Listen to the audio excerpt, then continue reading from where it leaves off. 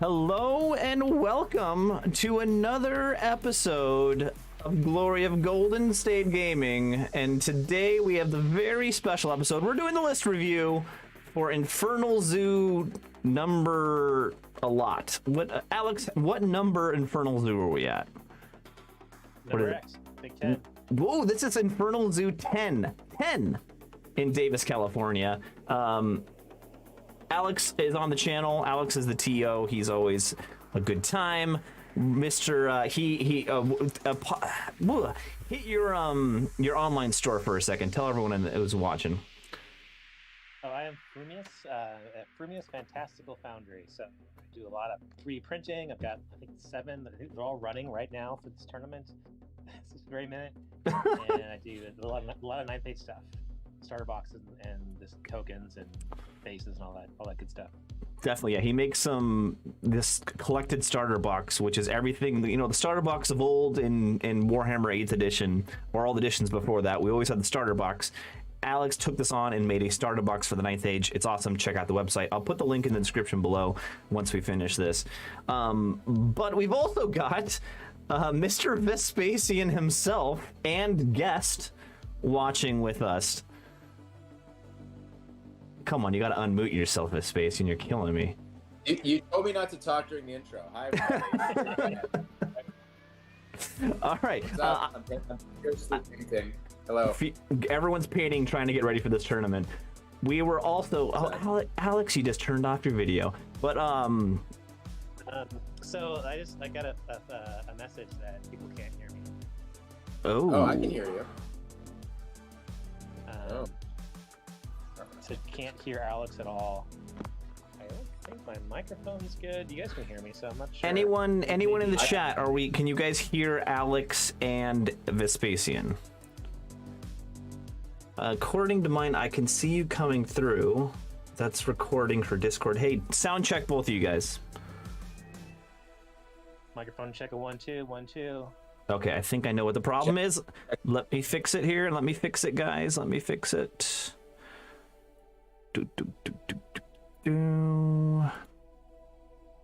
And I'm gonna still scratch.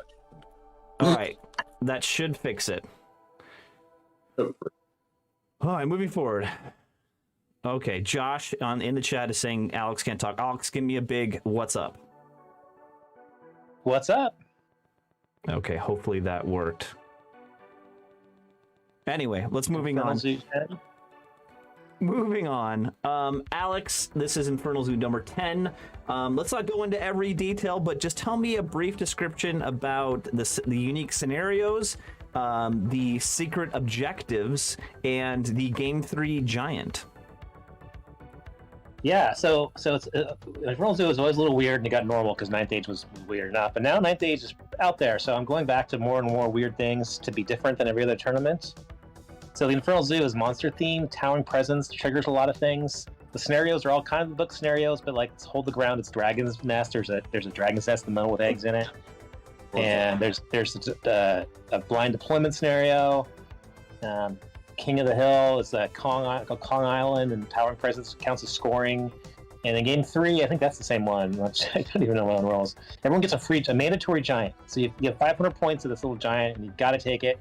It's going to be madness out there. At least 40 giants playing at once in this tournament. So yeah, Game 3. It's a lot of fun. I put a lot of effort to it.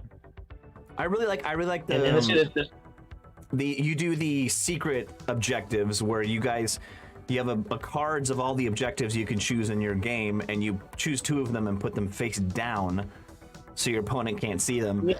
I think that's fun. Cool. Yeah. Most of the scenarios are pretty much out of the book, so it's just like 9th Age. But I added some more points where you look at your opponent, you pick. I can do this. I can kill his monster. I can kill his big unit.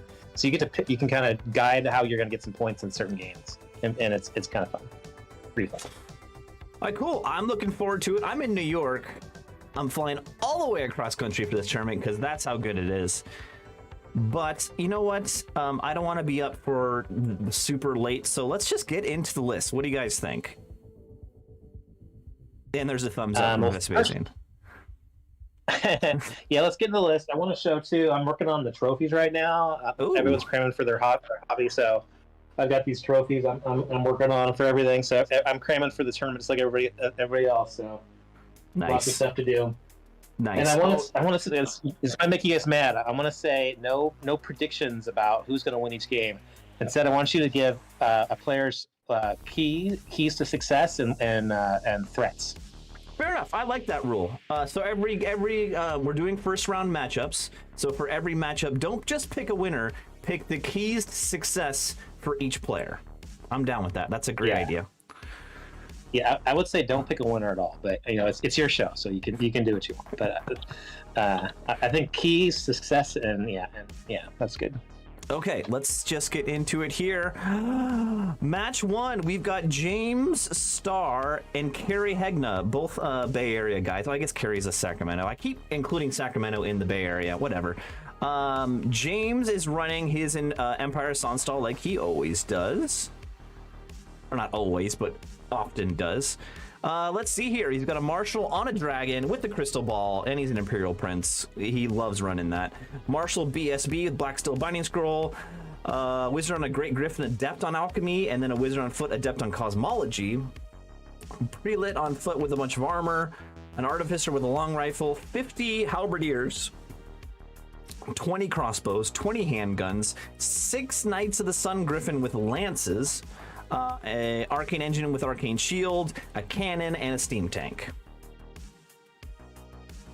I know James has been running something close to this pretty often, and he's had some good success with it, especially that unit of 6 Knights of the Sun Griffin. He loves that because he can double up on what's the spell that can lower strength and AP? It's a debuff, Hex. Perception of strength. That's the one. I think he can double up on that. Yeah, he has a twice, so redundancy. Yeah. With a 2 and then also the armor spell, so he can basically make them effective 1-up like permanently, which is pretty strong. And then so the zoo rules. Since Towering Presence is so key, I gave some units some armies the ability to have that. So Empire for the zoo and Towering Presence, the Knights.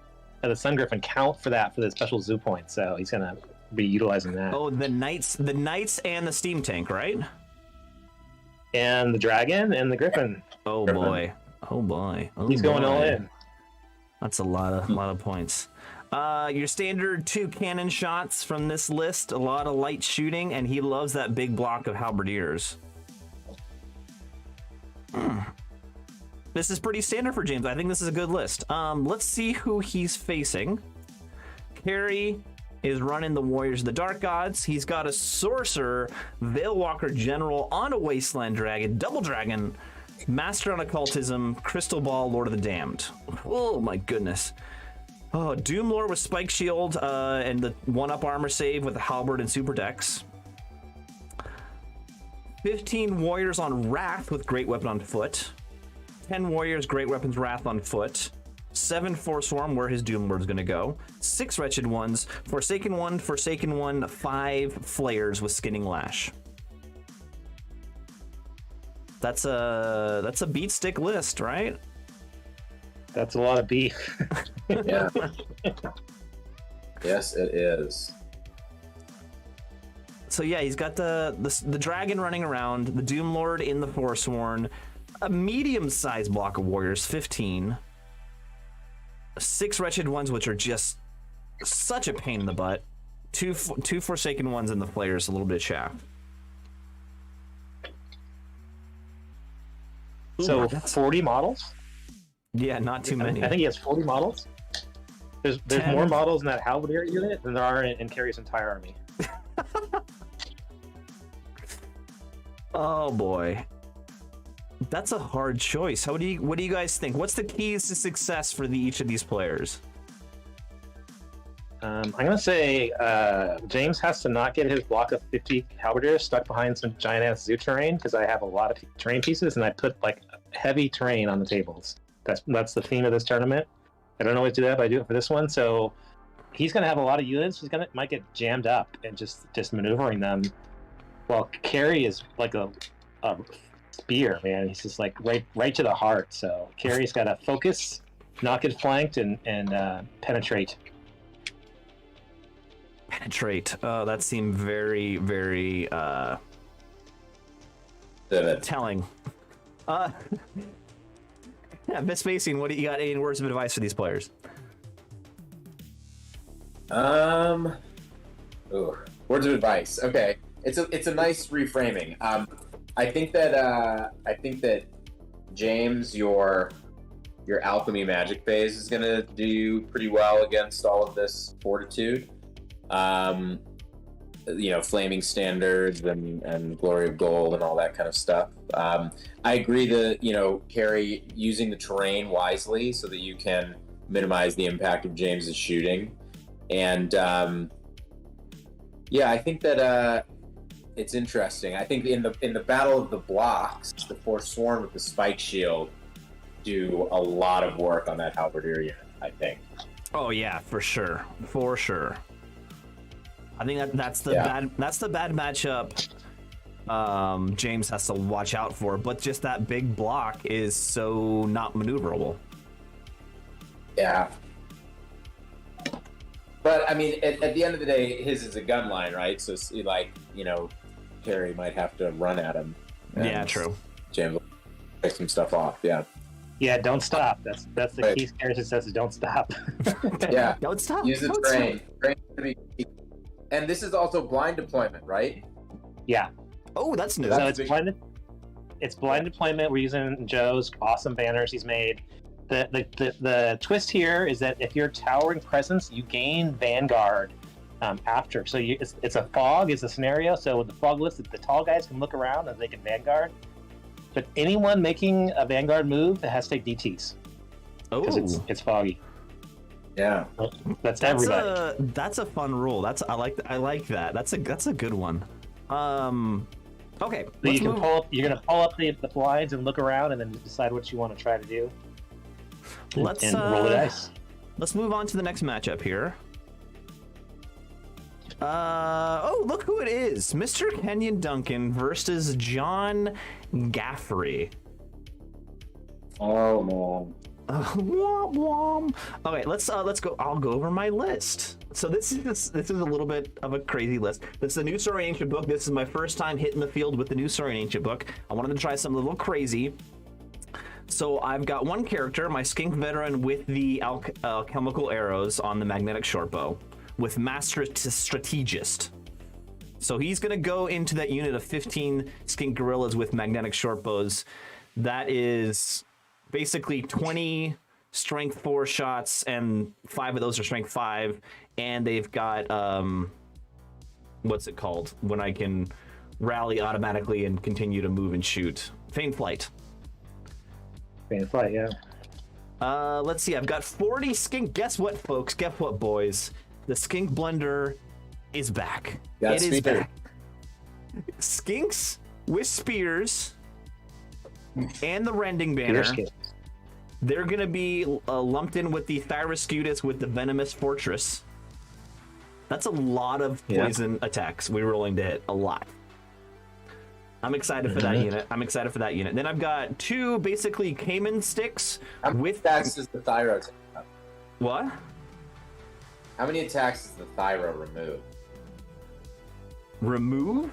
From the doesn't he take up some of the space so that he reduces the number of attacks? So the rule is No. he has to be in the front rank, but he's different size, so he can be on the side.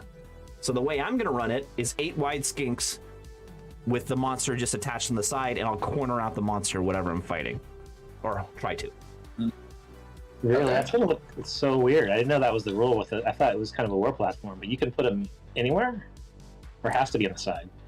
It does not have to be in the side; it can be anywhere. But I want him on the side. So it doesn't take.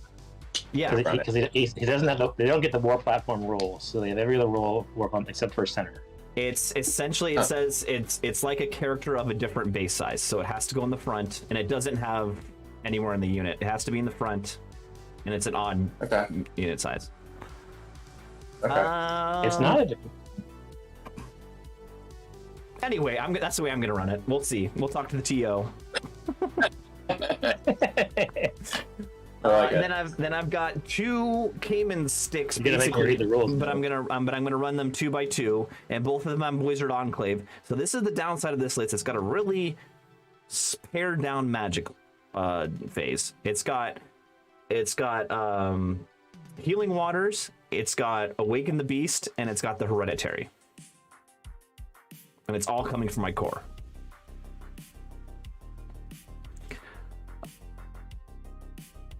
Then I've got 2 units of Skink Hunters, which are just the guys with javelins coming out of this core. I've got 3 Thyrascutuses with the magnetic crossbow, magnetic great bows on them. I think they're going to be awesome. Henry Gripe told me they're going to be awesome, so I believe him. Then I've got a unit of 10 blowpipes and a unit of 5 blowpipes, and then the triple Torosaur, 1 with the BSB, 1 with the Engine of the Ancients, and 1 with the Suncatcher Crystal. All basically 2 of those are shooting, and 1's my BSB.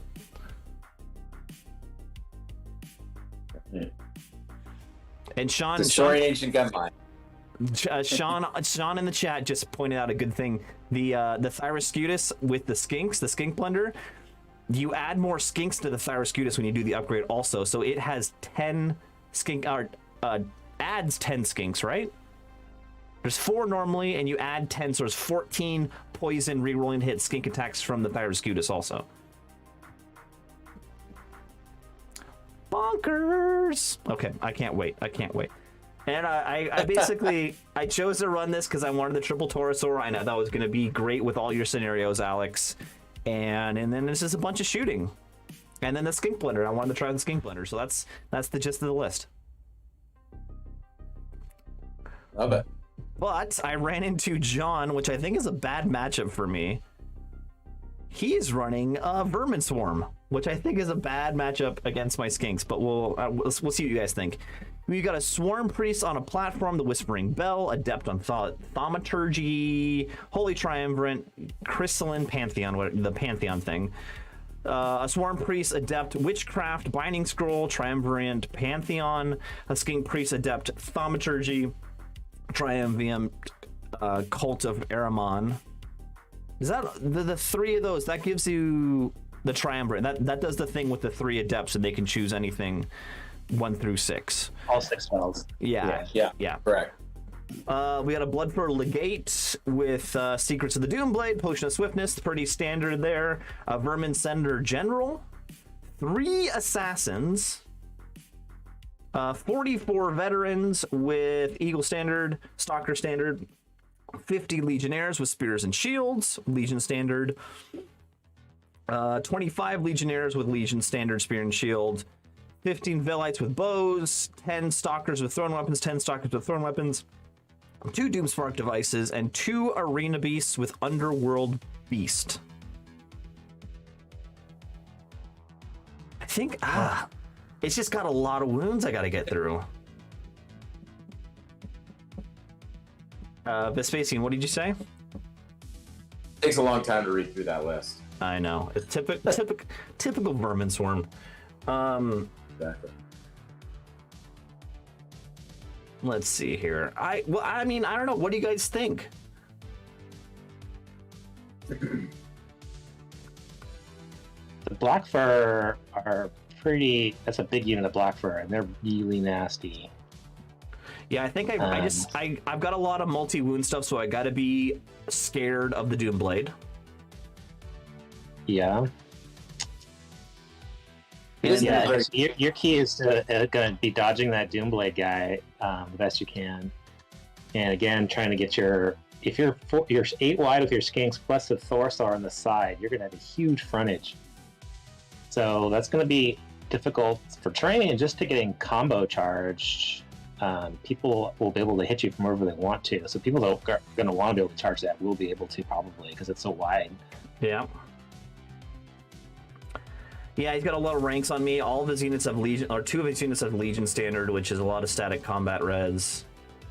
I think I just need to blow through the Arena Beast and the Doomspark devices, and then pick a unit and try to get through it. Yeah, avoid getting tied up and pick off the large things. Use your poisons and things. That's my advice for you. Yeah, And I think he needs to push on you. Yeah, he does. I've got a He lot of doesn't have any. shoes. Yeah. He does. Kenyon's key to success are try to keep him at range and wear him down. He actually doesn't have that many bodies for a Vermin Swarm list. I mean, he's got 2 big units, but I've seen a lot of big Vermin Swarm armies lately. Yeah. We'll see. We'll And see. My all-time toughest calendars. Or so. Who wins in Skinks versus Blackbird, or Skink Warriors? I think he I'll win. I'll he win the charges first you- round. I'll win the first round, but then he'll win overall, I think. you're gonna kill a lot of guys though if you go first, and then I don't know. Yeah, I guess what else? What's a good key for John, Aaron? What do you think? Yeah, I think try to force some combats early and use your Shadowfoe Starkers to pop up and chaff and try to get the Doomblade into combat against the monsters, basically, in some sort of way. Yeah, that Your ploy of one character is your ploy of one character is really paying off because it's just assassins are going to be like, what? Yeah, I got nothing to kill. What am I going to kill? There's nobody to kill. Exactly. All right. We'll see. All right, let's move on to the next matchup here. See, Kenyon wanted us to tell him whether or not we thought he would win or lose. You know, we can make exceptions. I want judgment from you, all 3 of you. Who's gonna win that matchup? Dude, you don't want my judgment. I don't know what the hell thing. Ben's new. He's learning. This is, yeah. Yeah, Ben's call. You're Yeah, you're gonna be just as accurate as all of us. Trust me. Let me just flip a coin. Ben's Yeah. going to decide who's going It's always hard to choose with a new book, also. to do. All right, next one we have Garrett Sorensen, who I believe is in the chat. Garrett, shout out to Garrett in the chat, versus Andy Rogers, who I do not know who Andy Rogers is. He was at the Gemini. He played there, and he's Rob's son. So, Aaron, do you remember? I don't know if you've ever met Andy, but he's a SoCal guy. I think Rob and he have been, reinvigorated on the hobby recently, and he's played a few different armies. I think he uses maybe which one is he taking this time? Sylvans. Vampire. Oh, Sylvan's son. Yeah, Andy's That taking might be it. Sylvans. That might be a new one. So yeah, good to have some new blood. Let's get in the list. Garrett's running Ogre Cons. We've got Master on Shamanism, Essence of Mithril, Iron Fist, Liger's Tongue, Magical Heirloom. We got a Great Con General, Destiny's Call, Kagadai's Legacy, Cult Leader. We got a Con BSB, Wrestler's Belt, Super Dex, Troll Leader, 10 Bruisers with Pen in the Great Grass Sky, 7 Tribesmen with Iron Fists, 8 Merc Vets with Plate Armor, Swift Stride, Banner of the Genget, 2 Saber-Tooth Tigers, a Frost Mammoth with 2 Ogre Crossbows, and a Slave Giant with an Iron Fist. Yeah, this is a one trick. This is go fight you, and I swing first, and I wreck you. Yeah.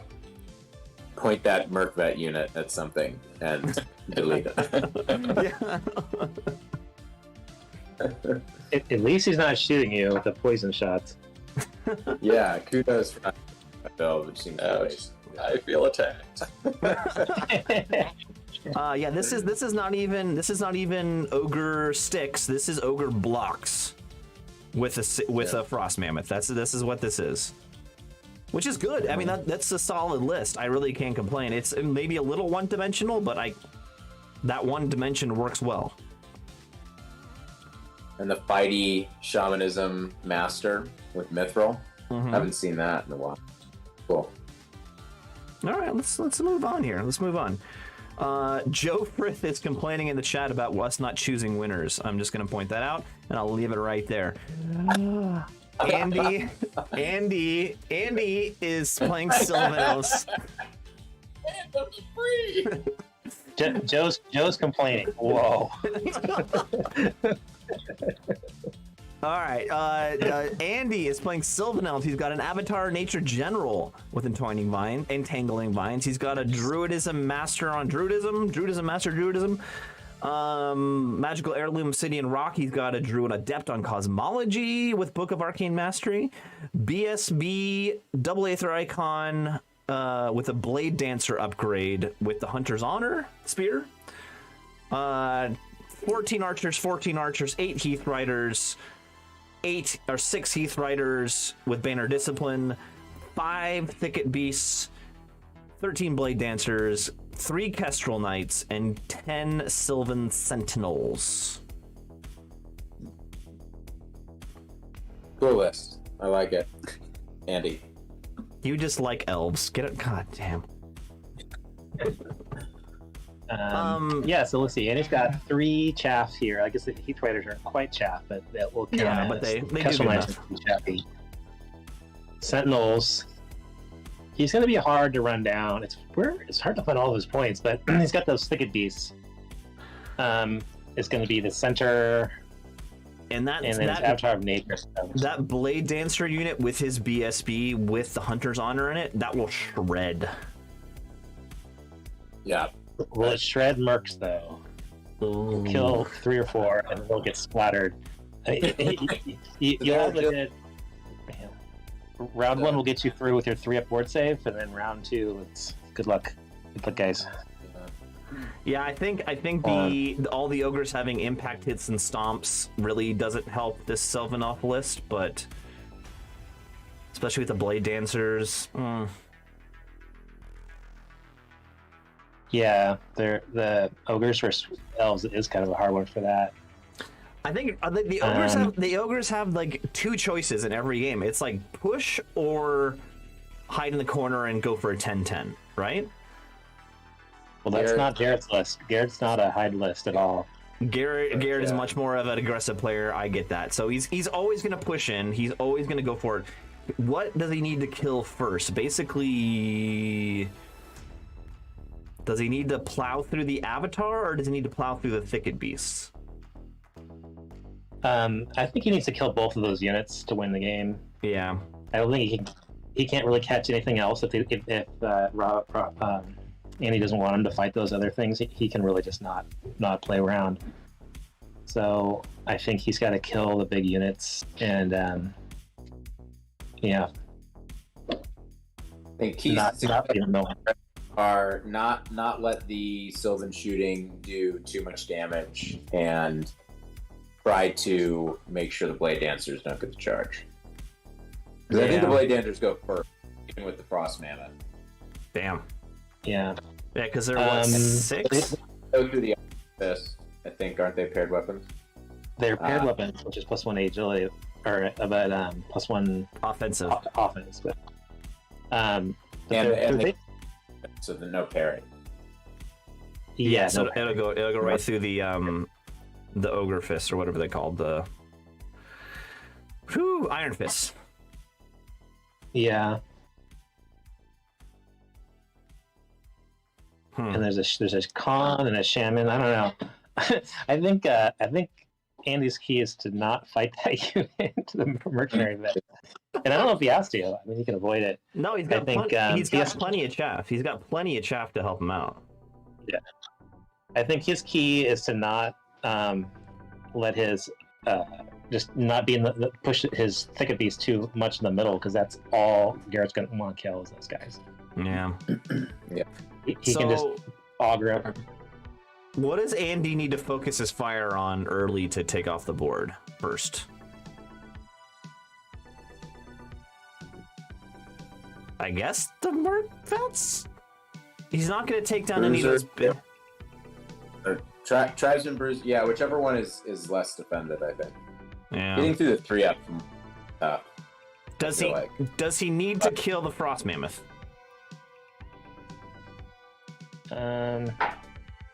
Not if the Blade Chancer's charge. Yeah, and it doesn't help the bruisers have great weapons, so it doesn't even help. The frostbite doesn't help the bruisers, so it doesn't synergize. Yeah. If he takes the mercs down to 4, then he can fight them with the blade dancers. So if that's a good opportunity for him to knock them down to half size, then he can get into them with even the thicket beast would be okay at that point. I think it's some good ward saves. I don't know. If it was me, I would just ignore the mercs and try to kill everything else, and then see if he can score. So it's going to be blind deployment, so they're not going to be able to tee up against each other. It's going to be, I think it's going to have to be pretty cagey in the blind deployment to try to trick people where they think you're going to be. Makes sense. Makes sense. All right, let's move on.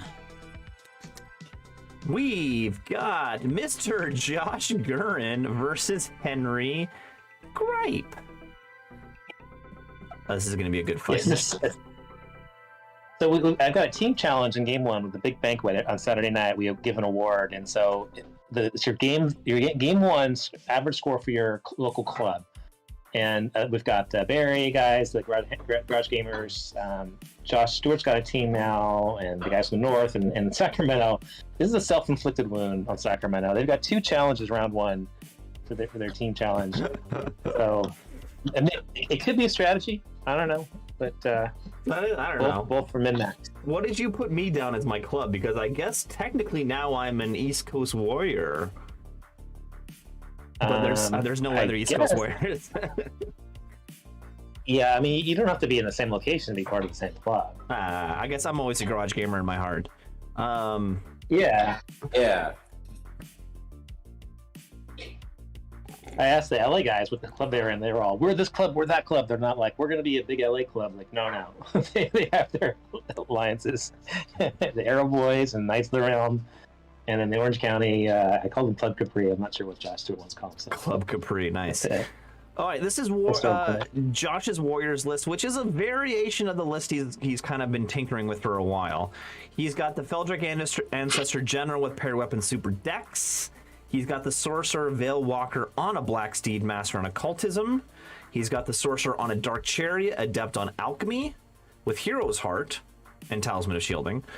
He's got 20 Warriors with Greed and the Zealot's Banner. He's got 10 Barb Horsemen, which he loves very much with great weapons. He's got 10 Chosen with on Greed with Wasteland Torch. And he's got 10 Knights on Envy with Lances and Zealot Banner. Yes. Nice. 5 Flayers and a Chimera. I think the Chimera is new for him. But this is a very striky list. Like hits just super hard. He's been Chimera curious in the past, but I don't know if he's stuck with it. I mean, yeah, it's no Doom Lord, so the Doom Lord's been benched for a little bit here, and two sorcerers now. I was a proponent of him adding that sorcerer with that Veil Walker to get enough spells and channeling to have a nasty magic phase, which is now there. This is pretty straightforward.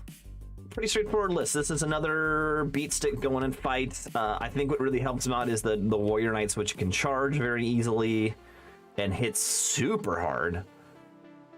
Yeah. All 3 of those blocks. God. The Ancestor obviously is good. Yeah, it's typical Josh list. Just fight. So let's look at Henry's list here. He's running the Asklanders. I know he was being very cagey on what army he would run, but he lands on Asklanders. We have a Wizard Master on Witchcraft, Essence Mythal Talisman of the Void. We've got another caster on a Dark Chariot, Apprentice on Shamanism with Alchemist Alloy and Norn's Bones. I don't know what Norn's Bones does. We've got... I think that lets him pick. Pick everything out of 1 through 6, yeah. Asklander Chief on Chimera with wings, some sort of magical weapon and Talisman of Shielding. That's nice. Awesome. That's a bullet right there. Oh boy. And then, this army with incredible. I mean, we started to expect this from Henry, but this army looks really, really good. Yeah. It is an ocean of angry Norse guys. Yep. Then we got his general, but he's got a berserker's bear pelt on, so he's like the berserker guy. Touch of greatness on a spear, rod of battle, potion of swiftness. Then we have 2 Asklander chiefs, both with longship raid, so they're coming on the board on the side. We've got 48 Asklanders with great weapons and the Raven banner. I don't know what the Raven banner does.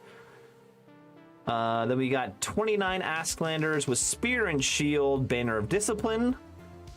29 Askers, great weapon, banner of discipline. I'm assuming both of the banner of discipline units will have the longship raid characters. These will be the ambushing units. Yeah. Whoever plays them, remember, they have to. Both of them have to come on the same table edge. I always forget that when I'm playing Asklanders. We got 22 berserkers with spears, 6 trolls. I don't think he gave him the upgrade to the ice trolls. They're just regular old trolls, I think. Correct. And then 2 giants. One has Big Brother with a war spear, and one's a regular giant with a war spear. Yeah, so that means game 3, Henry's going to be rocking 3 giants. Whoever gets that lucky little bit of gold. 3 giants, 2 other giants. It's going to be a lot of stomping.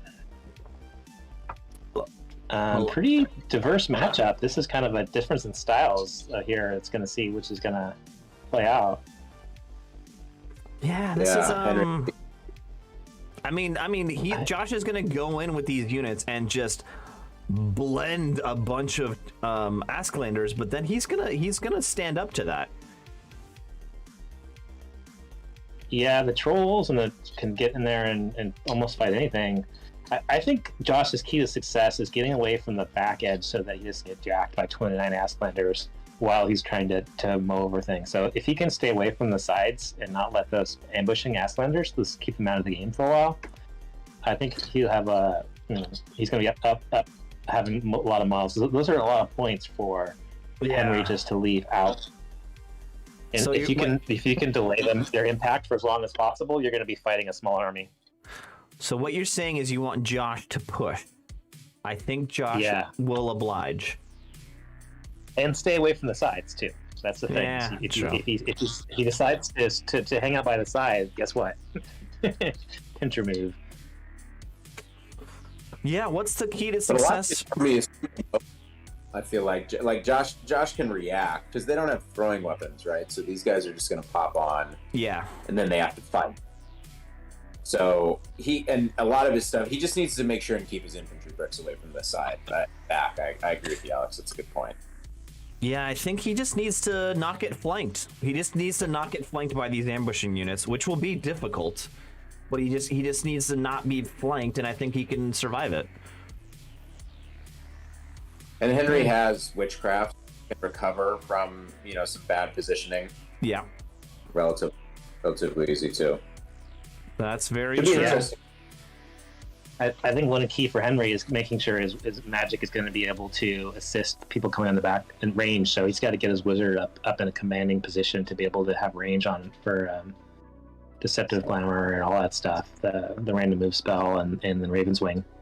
Yeah. So he's going to have to be in play, out looking for friends. Ooh, I like it. All right, I think this is going to be a very interesting matchup, and I'll definitely keep an eye out in this game. But let's move on to the next game. What's a key of success for Henry? Who's got a good key of success here? It's getting those ambushers into a good spot early. If Josh gives you that opportunity, and then making some double charges onto his big blocks. Yeah, play coordinated. You know, like don't army get isolated and outmaneuvered by Josh's knight unit and monsters. Yeah, the knight unit, they're going to be rerolling ones to hit on the charge, and then charge distance too, right? Yeah, and also on the charge distance. Yeah. So they've got a really long charge range. So I think even going into that, I guess 48 great weapon guys is a problem. But anything else, they want a piece of almost everything else in this list. Yeah. It's gonna be a bloody game. That's all I know. A lot of dead models. Yeah, Yeah. sounds. All right, let's move on. Let's see here. Darrell Grigsby versus Luke Elder. Come on, Luke, represent San Francisco for me. Okay, Darrell's running the dwarves again. Darrell, what are you doing to me? He's got the double Dragon Seeker. Look at this. So the first dragon, he's got triple Dragon Seeker. Woo. Oh, So the first Dragon Seeker has Rune of Destruction, Rune of Might, Rune of Fire, Grim Resolve. Second one has Rune of Quickening, Rune of Precision, Rune of Might, Monster Seeker. And the third one has Rune of Quickening, Rune of Might, Rune of Fury, Monster Seeker. I don't know what any of that does, but they kill things. Triple Dragon Seeker, my goodness. Then we have 2 Rune Smiths, one of which is the General with Rune of Denial, Rune of Mastery, and 3 Battle Runes. The other one has Rune of Mastery and 3 Battle Runes. Then we have 30 Greybeards with Rune of Swiftness, Standard of Swiftness. 30 Clan Warriors with Great Weapons. Both of these units have great weapons with Vanguard, Banner of the Relentless Company. 20 Seekers with Vanguard. 20 Seekers with Vanguards. 13 Seekers skirmished with Vanguard. And 2 Vengeance Seekers. wow. Wow. The Yeah, question wow. is he going to Vanguard knowing he has to take DTs? Ah. Oh, this is a bad scenario for him then. I didn't even think about that. I think he still will. It's on 1s, right? Yeah. He's going to be salty about it. I'm going to hear all about this, I'm sure. What, 3 die? All the power's in the Dragon Seeker anyway, the Seekers anyway, so it's 2 big blocks and then 3 Seeker units that are in your face. Yeah. Yeah, it's a nice list. It's I like these lists. I like playing this dwarf list, even though it's hard. It's just a fun list to play against and to do, because you can do things, and you can do things to them. I mean, there's not much armor on all those units, so Yeah, true. a good magic base is really tough on this unit, this army. So And he let's doesn't have see- as much. Yeah. Let's see what Luke is playing here. Ogre Cons. Shaman Master on Shamanism with Liger's Tongue. Great Con General. Destiny's Call. Kakadai's Legacy. Rod of Battle Spine Splitter. BSB Double Aether Icon. Ogre Pistols with Viper's Curse. Lightning Vambrace's Cult Leader. 10 Bruisers. Pen of the Great Grass Sky. 2x3 Bruiser Sticks. 6 Merc Vets with Pistols, Poison Attacks, and an Aether Icon. 2 Saber-Tooth Tigers, 5 Scrappling Trappers, a Thunder Cannon, a Frost Mammoth, and a Slave Giant with a Great Weapon. Oh, man.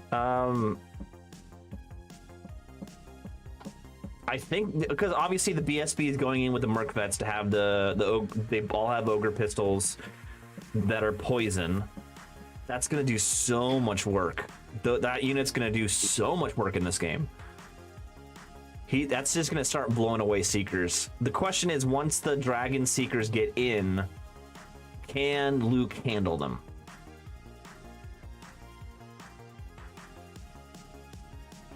Let me know. Vespasian, you're muted. I want to hear what you're saying. I'm not muted. You get double wounds against ogres, or is it just gigantic? Or is it large, or just? I don't know. Remember. That makes a big difference. The Monster Frost Mammoth Seeker. Against. Somewhere in the chat, please look up Monster Seeker. Does it do multiple wounds to ogres? Large infantry? I don't know. I can't remember. No. I'm taking a look at that. I should. You have Frost Mammoth and Merc. Yeah. I I'm feel saying, like I should know that. I I feel like Luke's got to just get the most out of his Merc Vet shooting before he's in combat, but that's going to be really hard to do with the amount of vanguarding Darrell has. Sean Mooney says multiple wounds to large and gigantic, so I guess that does work for ogres. Yeah, and the secondary is flag, so this is where the ogre charge really let you down. Yeah. Because they get picked up. So one of the keys, I think, for Luke is to not use his ogre darts. Oh, he's got 2 tigers, so he's all right, and some trappers. Yeah. But I mean, he can't chat with them because he gets up the secondary really fast if those guys go down. And he's got a cannon. But he has nothing to shoot at with his cannon. Well, maybe if he shoots down one of those if he shoots down one of the seeker units, and then can maybe pick out a dragon seeker, that could be a lucky shot. Maybe. I don't think you can get through all of them. I think one key I found playing Darrell is like you just pick that big unit and try the Greybeards and just focus. I guess it's not that big, but that big unit of 30th Grey Weapons. If you knock them down half size, then they're not really that scary at all. Yeah, so ogres can go into them. Yeah. Yeah, look, so focus on the unit of Greybeards and knock them down to a nice bite-sized chunk, which is pretty big for an ogre. I think Luke should work on those. He has to address the Seekers. They're going to be in your face with Vanguard. I don't know. I think he should go after the Seekers and try to get the Dragon Seekers. So that's what the points are. That's where it's got the most impact. I don't know. He doesn't have a lot of shooting. Those Seekers exist for you to shoot them, so that they're a delivery system for the Dragon Seeker. Yeah. So he's not going to care at all when you're shooting at them, unless and you have to get them really. You have to kill 15 of them or 16 of them before you can get a shot at the character in there. And that's just a lot. He's going to have to deal with them at some point. I mean, you can't just ignore them. But I don't think he's going to mind too much. And there's 3 units of them too. So. It's I don't know. That's a hard one. What can Darrell do? Darrell can go kill those characters. Yeah, he just wants to take those Dragon Seekers and just shove them down Luke's throat. That's what you got to do. Yeah. Get yourself a con. Go big character hunting. Okay, any other comments about this matchup? Ben, you gotta have an opinion. What do you got? Your ogre player. Come on, Ben. Bad timing. He just stepped away. All right, moving on. We've got Ben Beal versus Brian Brown. I am not familiar with Brian Brown, but Ben's joining us from Portland, which awesome. Portland guys coming down for this. Yeah. We love this guy. Ben's running the Saurian Ancient. I love it. He's got the Anuarch Archmage on Evocation with Ancient Plaque and Forbidden Mastery. That's a cool choice. That's 4 spells from Evocation with 2 spells from Pyromancy and Ancient Plaque, so he's re-rolling 1 dice per offensive and defensive magic phase. That's nice. That's a lot of pumping out damage there. He's got 8 Cayman Warriors with Obelisk of Collaboration. It gives them the Pack Hunter, so he can, if it's a multi-charge, he can reroll to charge. With the Wizard Enclave, he's got 20 Tegu Warriors with Band of the Relentless Company, 29 Skink Warriors with Spears and the Rending Banner. Cyrus Scutus with the Venom and Fortress. He's doing the Skink Blender just like me. Then he's got 3 Cayman Elders with combined strength. So I'm assuming these Cayman Elders are going to go into the Tegu Warriors. This is the new thing you do in the book. You can put Cayman's Elders into Tegu units. So that's going to be a pretty beefy unit. He's got great weapons too. Yeah, it's going to be pretty beefy. He's got 8 Raptor Riders with Light Lances, 3 Ramphidons, 5 Raptor pack with ambush, and he's got the Titanopod. Oh, with the Lodestone Shield. That's the 8-inch 5-up Aegis against shooting. He's got a Taurosaur with Monolith of Vitalism, which is the BSB, and a Carnosaur with Combined Strength Hunt Leader. So that means he's going in with the Raptor pack. Or the Raptor Riders, either one. Probably the Raptor Riders. What is the base size of the Thyrocycratus? The Shockers. Thyroscutus.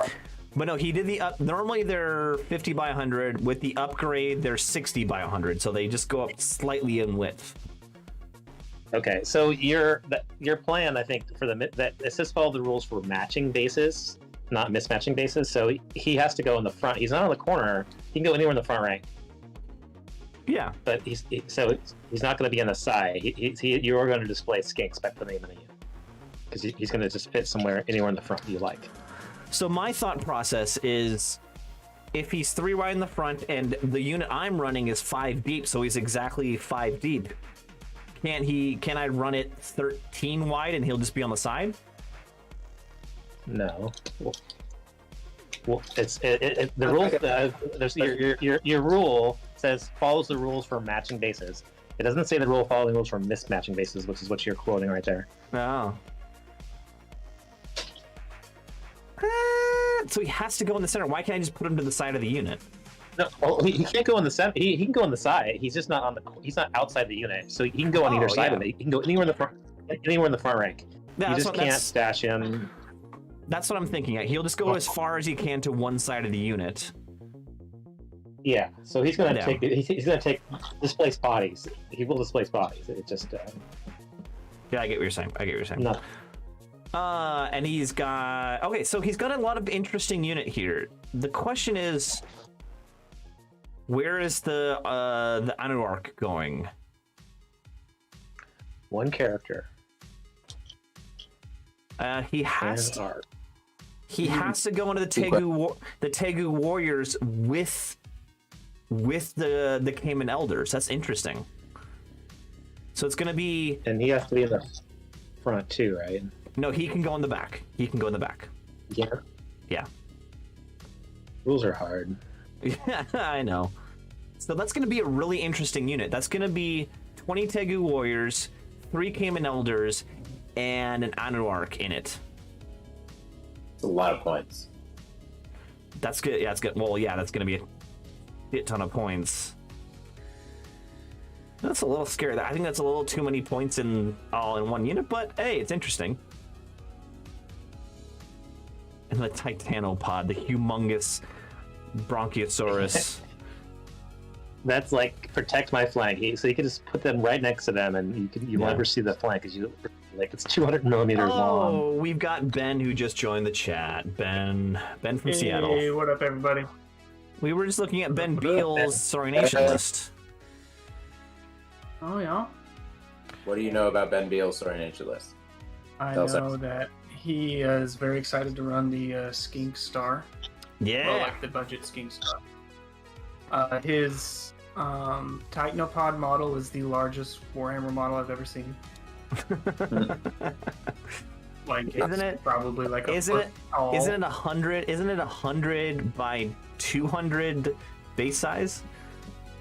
Yeah, and it barely fits on the base. Jeez, I love it. I can't wait to see it. But it's also he's running the Carnosaur with the Raptor Riders. I think that's a super cool unit. Yeah, it gives them something too, right? It gives them. It gives the unit like battle focus or something. Yeah. Yeah, something like that.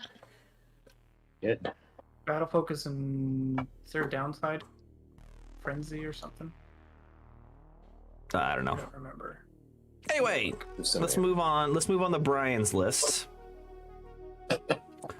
Warriors of the Dark Gods, Exalted Herald General, Sorcerer Adept on Occultism, Destiny's Call, Ledger of Souls, Barb Chief, Trophy Rack, Legion Standard, Essence of Mithril, Shield Breaker on Paired Weapons, 10 Warriors of Lust Aether Icon, 33 barbarians with shields, Legion standard. 2 times 8 warhounds, 5 chosen knights with greed, 5 feldrakes with halberds and banner of discipline, a feldrake elder, and a marauding giant. The war spear. Yeah, So he's going to go in the barbarians. Probably.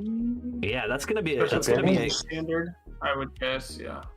That's gonna be a Double crazy Legion unit. standard 33 barbs with shields with the giant with probably his barb cheap trophy rack guy. That's, You can make barbarians with no great weapon. Is that true? I guess. I mean, that's just Who would have thought? it's just a combat res static, what, 6? Yeah, it's a lot of static, and they've got a shield. Rank, 2 banners, Yeah, double Legion standard with however many ranks, It's not awful. and it's not he's not a BSB, so No, interesting. they get rerolls. They all get to reroll anyway. yeah, but They don't need but they don't get the +1 static combat res for BSB. Oh, yeah. They don't have a trophy. Till he wins a challenge. As soon as he wins a challenge, he gets. Oh, so he's That's gonna the be trophy rack. he's gonna be challenging like crazy then. Interesting. With the shield. So the magic phase here, he's got one wizard adept with Ledger of Souls, so he's collecting Veil tokens, but he just has an adept. Is there any other magic? I'm missing something? The Herald. Oh, the Yeah, Herald, right? The Herald, yeah. So he's going to be, it's a pretty heavy magic phase, is what he's looking for. That's a. And I that think that's a, sorcerer's got a, I guess he's got a 10, his bunker is the less guys so they can flee and all that stuff. Mm-hmm. And they've got a MR1. I've never seen a warrior bunker before. Interesting. You usually see bar bunkers, yeah. Interesting. That's a I think lot of I think beef this is and I think this is a really cool list. I think this is a really cool list. The It's just cultism a- is pretty rough on it. Adept. Yeah. Yeah. A little bit of everything. You like really smash units and some mobile stuff. Yeah. Mhm. It looks So- good. I think so. Went back. I forgot What's the other the, guy. He's playing. what's the key Okay. to success against these Sorgan Ancients? Make them take I as many think leadership checks as possible. Yeah, you got to break the leadership chain. If you can divide them and split them up, then he can't commune his leadership around. And he's pretty deficient in leadership 8, right? What's he got? He's got his on arc, and what else? Honor Arc's only I think that's leadership it. 6. Like the Honor Arc doesn't do a leadership bubble anymore. Oh. The Cayman No? So he has. the Cayman Elders are 7. The Tegu are 7 or Carno. 8. There's 7. There's the Taigu, the casty ones, the small guys. They're 8 for some reason. Does he have the No, wait, guard? the No, he doesn't have the guard. Yeah, the Temple Guard are 8.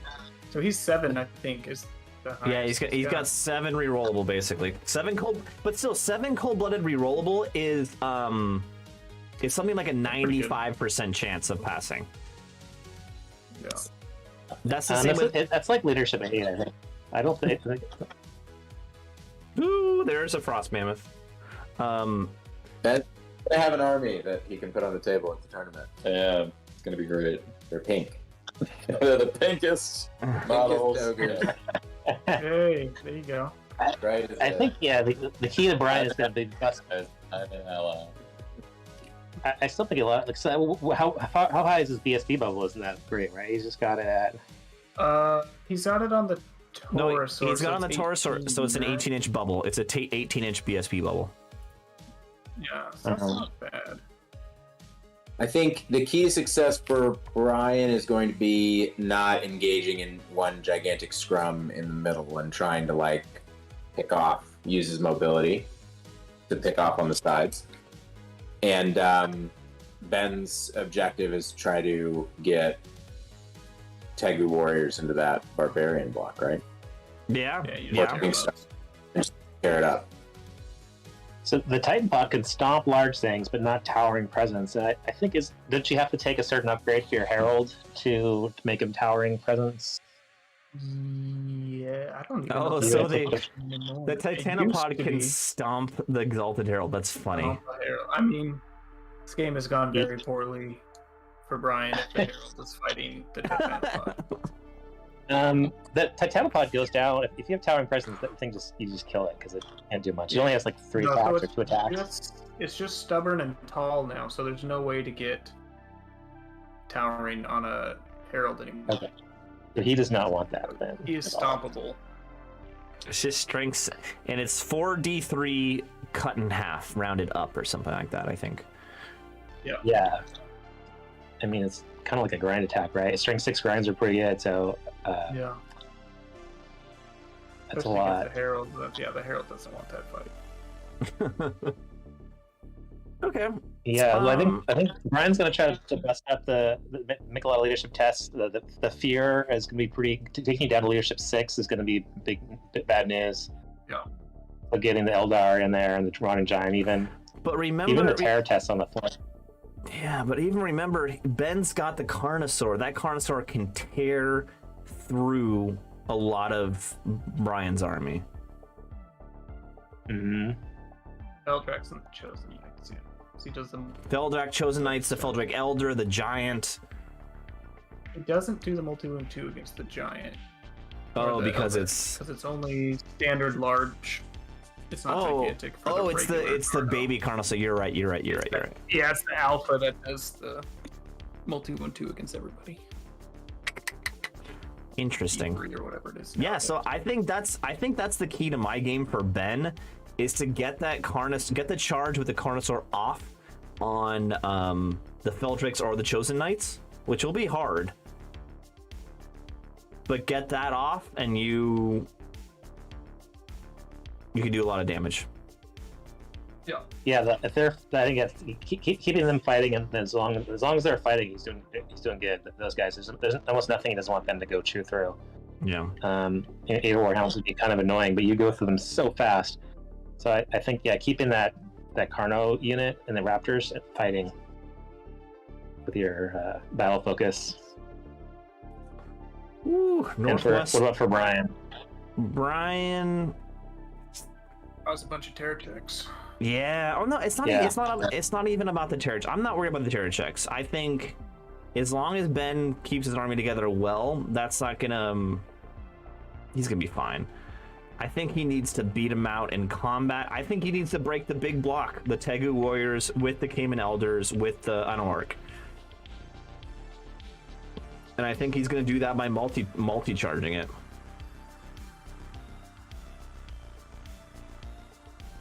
No one agrees with me. Anyone? Multi-charging. I mean, he's with the Chosen Knights and Feldrax. Getting in there. Ben's done poorly if he lets that happen, though, because he's got a decent amount of chaff. Yeah. I'm interested to see how 8 Caymans does. The core Cayman, because I don't think they're as good as they used to be, obviously. I think they're Well, just. Cayman are in the back rank. Can you swing at the Cayman now? I haven't looked at it. No, he still can. It's the same rules as it was before. You can swing at anything you're not in base-to-base contact with, but it's -1 to hit. It's basically distracting. And then combined with the hereditary, right? Yep, Isn't and it that combines with pretty the brutal? hereditary. Yeah. So it can be -2 to hit, which is interesting. All right. One of the I'm ready to few move on. ways to get -2 to hit. All right. Let's see here. That was Ben Beal. We've got RV Mooney. I think that's Sean, right? That's Russell. It's Sean's Oh, brother. this is Russell. Oh, my bad. Versus Ben Kerr. Okay, so let's do Mr. Mooney's list first here.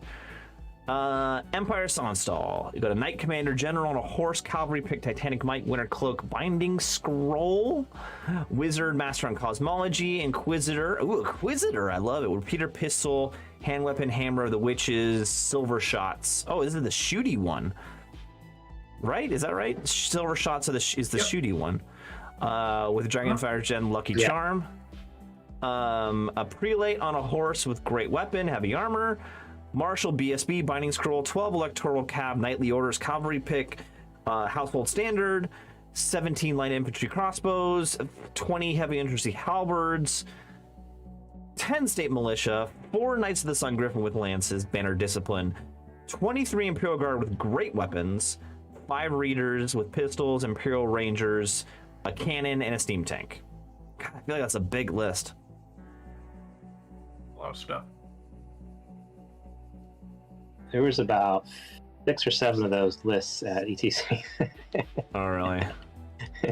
Yeah, a lot of That's stuff the- that can cost.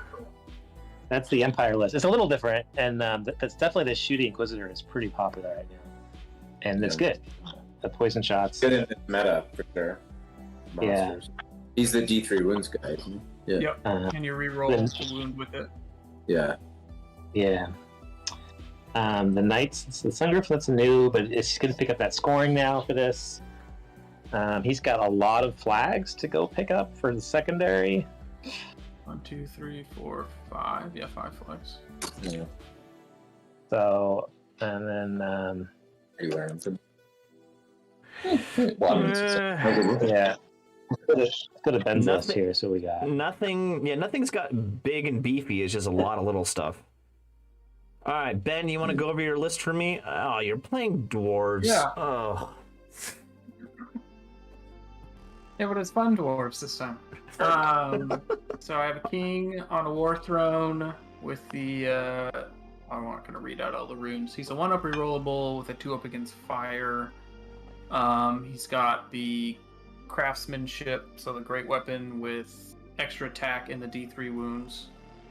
I got the hold stone. I have a dragon seeker, paired weapons with the strength 10 against toughness 5 or higher, the bonus of agility, the flammable like turn on or off fire, and monster seeker.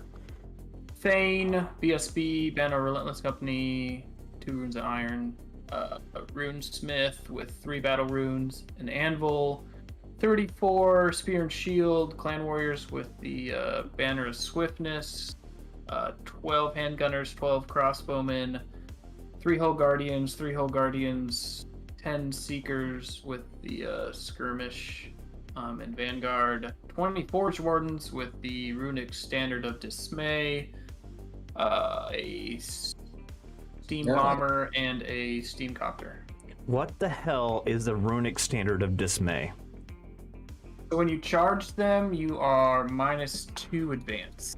Oh, so it prevents you from getting charged. Interesting. Yeah. And I've never ever seen it run, so I don't know. You know who runs this in his list is Jeff Durham. Does that, but he does it on crossbows. No. Anyway. Guess I'm like Jeff. And the hold. Are you running the hold guardian as sticks or just 3 wide? Depending on the matchup, because you can do this shenanigans front. But against Russell, we'll see, because he doesn't have a lot of single characters running around. So just make sure you load the brush up. So what is your rules of success to beat this Empire list? Just don't let the Sun Griffin Knights run around and kill all my small stuff, and then just shove the spear brick forward, because I don't think he really wants to fight that. You love those dwarfs and spears. Oh, they're so good. I've been running my Infernal dwarves with spear block. Yeah, spear. I've decided that spears is the greatest weapon that you can put on anything in this game right now. Even on barbarians? Yeah, the guy's missing them on his barbarians. The Forge Wardens will be good here against all of his light armored stuff. Like the Rangers, Riders, Militia, both the infantry blocks. Yeah, I think both these guys' keys to success is to roll good to hit. Yeah, exactly. I agree. With some good to hit roll is going to be good. It's going to be dwarves have a higher toughness, so it's going to be like 5 turns of shooting, and then turn 6, someone's going to charge and blow through someone else. I don't know, but I don't know who that's going to be. I'm going to go out on a limb and say Russell's key to success is taking out those 2 blocks of 12 clan marksmen. Yeah, they're my easy scoring to pick up. They're scoring, and once you kill them, you get lost. The shooting goes way down. Yeah, I don't not have way any down. shooting besides that. So taking them out, I think, would then give them a lot more shooting superiority to focus on the thing. So getting them out early, you're not bleeding wounds. Yeah, I gotta protect them for sure. I haven't decided what I want to put on the Hold Guardians because they choose their upgrade at the beginning of the game. Yeah, interesting. Yeah, it's the 3 packs. But So you you're can doing like do- the Ogre thing. You can do strength, the agility, and gas vanguard, thing. right? Yeah. So I already have a couple Vanguard units, so if I want to go full Vanguard, I can give them Vanguard, and then most of my army Vanguards. So just to remind you, this is the blind deployment, Ben, and then anything that Vanguards, because it has to take DTs, because it's like a fog on the battlefield. Oh. Well, And you might want the strength 6 for the knights and for the stank, anyways, right? Yeah, punching through armor can be a little bit of a trouble for you. Yeah, I think the key to success for Russell is to try to like take advantage of his mobility and avoid fighting that main big block. And Ben needs to try to make his shooting advantage tell early against Russell and try to pick up some points and scoring. Keys to success. And that Warthrun has the towering presence rule just for the zoo points. So that's a good pickup there to be able to do some zoo things. Yeah, I was trying to fit in the Grudge Busters, but I went with the Slayers instead. He wanted the Seekers. Yeah. Seekers are good. All right. They're skirmishing. All right, good matchup. Good matchup. Yeah, that should be a good battle, actually. All right, let's move Both on. you guys, I want you to get to 5 turns minimum, guys. 5 turns minimum. Oh, I finish every single game I play, so it's not. Yeah, you do play quick. You do play quick. I just push it forward and see what happens. All right, match 8. Trump won bigly. I don't know who that is, but against Micah Pierce. James Root. James Root. Canada's finest. Oh, James Root. Interesting. James is running his Dread Elves, which he loves very much.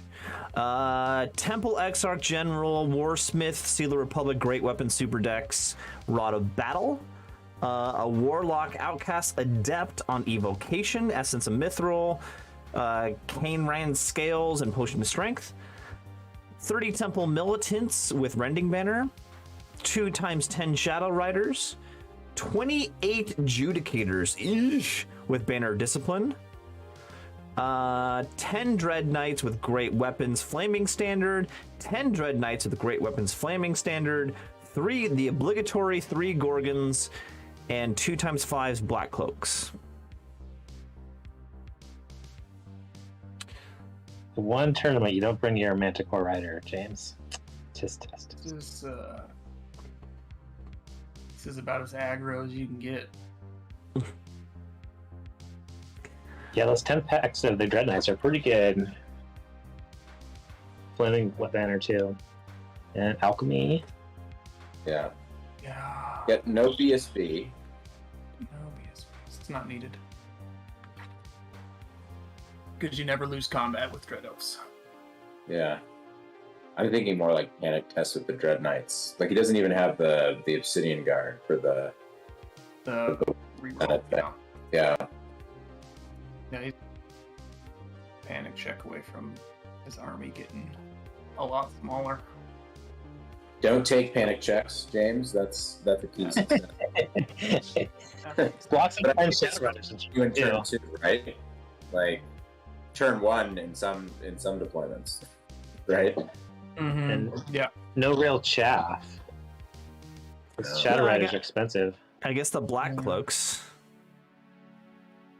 It's all combat all the time. Yes. Oh, it's an interesting list. I like it. Let's see. Yeah. Whoa.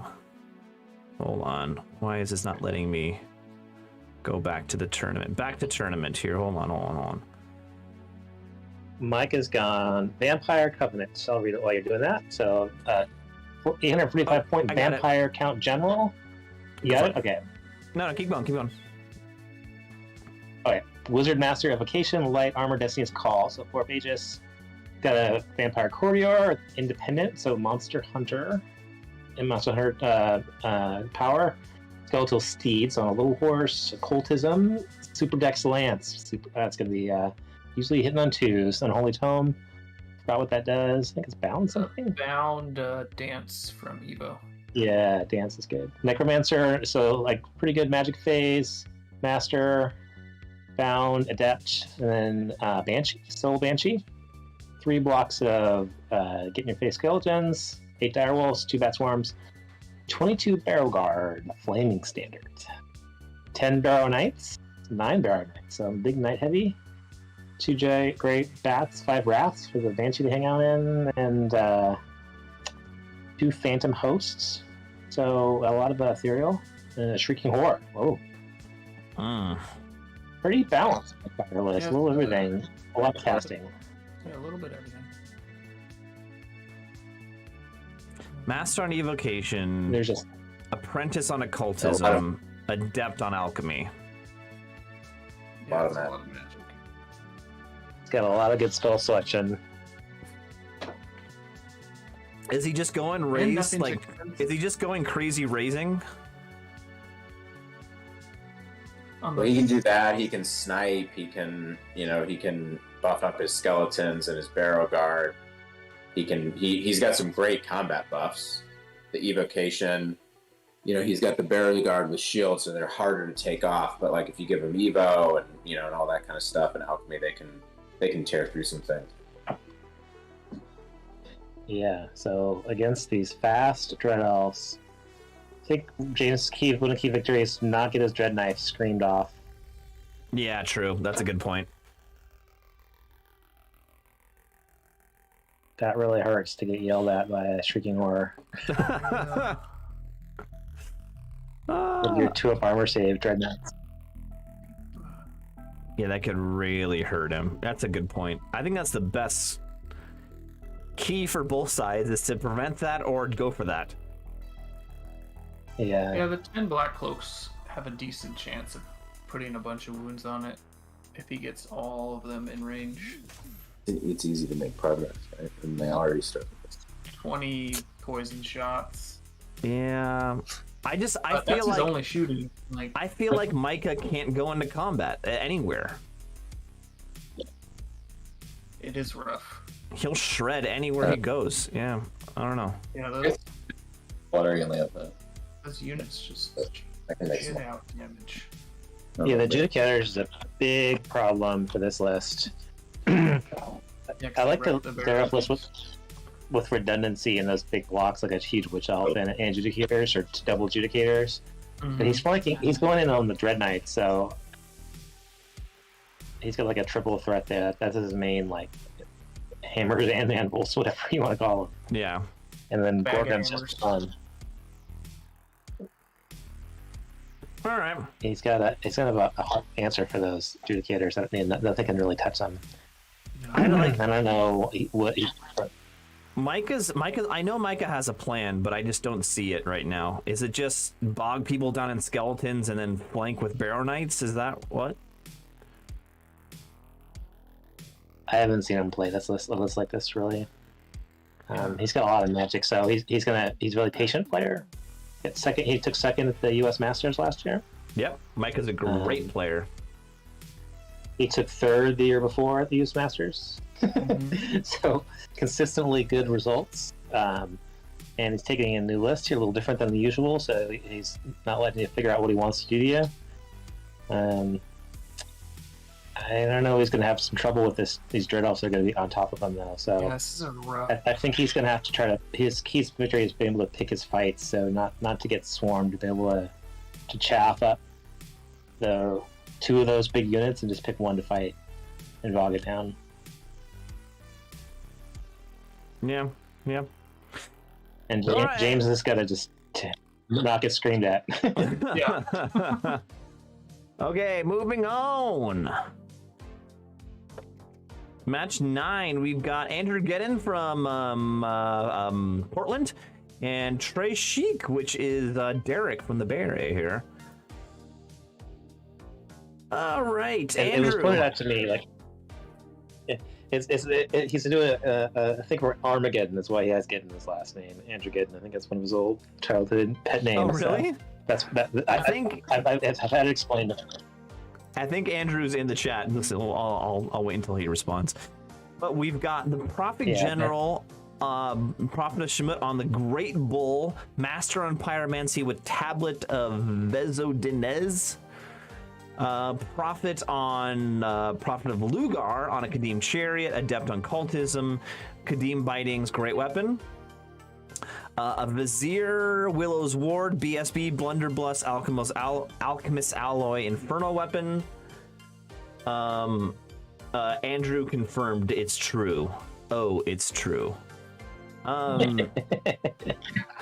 We've got 25 Infernal Warriors with Ziggurat Regulars, Blunderbuss, Flaming Standard, 26 Vassal Levies with Spear and Shield and Bow, 20 Vassal Levies with Pair Weapon Bow, 6 Torok Anointed with Infernal Weapons and Flaming Standard, an Infernal Bastion, 5 Vassal Cavalry, and a Kadim Titan with Walking Earthquake. Yeah. Alex, tell us what this all does. That I have a very similar list and a lot of these items list. So the Tablet of Vezodino, let's say whatever you say, it lets you if you roll 3 dice, you can turn a 1 or 2 into a 3, so you can reliably cast any 10 spell on 3 dice. And Pyromancy has low casting values. That means you're going to get 3 or 4 Pyromancy spells in your face every magic phase. Eesh. That's not you get good. Fireball or thing. So it really is great with Pyro. Cooks things down. And then this Chariot, man, I've been loving this Chariot all year. 4-up Aegis, he's like a little mini Kadim because he's got a grind attack and he's got a 4-up Aegis on a Chariot and 4 wounds. Great weapon, strength 6 on the Rider. Cultism is going to put his wounds back on him with Pentagram of Pain. I love that guy too. And the Ziggurat, the regulars, they fight in 3 ranks. The Blunderbuss, so they're gonna be with the Infernal Bastions. They get 20 shots, so they're gonna be ranked up to fight you, and then get 20 wherever they're gonna move. They can get 20 shots out of the Bastion. Just out of the Crush attack. His vassals are just trying to get you flammable. Are they great weapons? The regulars? It gives them a great weapon too. Yeah. Okay. So it gives them a fight next to rank too. Fight next to rank and great weapon. Eesh. And then there's been Turok anointed on a flank just to stand there and tell everyone to piss off. All right, let's see. And then after all that, a Kadim Titan. So yeah, of course. Pretty choppy. Let's see what Derek is running. Derek is on Empire. Lots of Empire. Wizard Master on Alchemy. Will help you out. Wizard on an Arcane Engine, Arcane Shield. Apprentice on Divination with Alchemist Alloy. A Prelate General, Great Weapon, Imperial Sea, Crown of Autocracy, Lucky Charm. A Prelate Great Weapon, Heavy Armor, Destiny's Call, Obsidian Rock, Potion of Strength. A Marshal BSB, Double Aether Icon, Willow's Ward, Death Warrant. 45 Halberdiers with Flaming Standard. 20 Light Infantry with Crossbows. 3 times 11 State Militia. 36 Imperial Guard with Great Weapons, Flaming Standard. 4 Knights of the Sun Griffin with Lances, Flaming Standard. 10 Imperial Rangers, Imperial Giant with the repeater gun, and then a cannon. He's sadly gonna have to keep that turn that Flaming Standard off. Just put good Dugget in the bucket of water and go to battle. Well, he's not gonna be wanting that. He has 1, 2, 3 Flaming Standards. Yeah, and there's a bunch of things with the 2 of Aegis save and 2 or 5 of Aegis save. So most of Andrew's army has Aegis save versus fire. Yeah, this is a bad matchup for Derek. He was going for the Flaming Standard with Alchemy combination, and this is a bad matchup for him because of that. Yeah. he's going to need, the halberdiers, there's so many of them, and you really have a low model count. They can really do a lot of work. So I think getting them engaged in the right target can really be beneficial to Derek. I've seen them go through blocks of Infernal Dwarf troops before. James did that to me once. Very painful. Remember it dearly. Plus, they just get so many attacks. The Imperial Guard with great weapons will do the same thing. Nothing.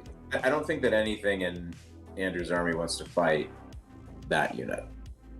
The halberdiers or the Imperial Guard. Imperial Guard. Yeah. So Andrew's got to try to deplete that unit pretty heavily before any combats happen.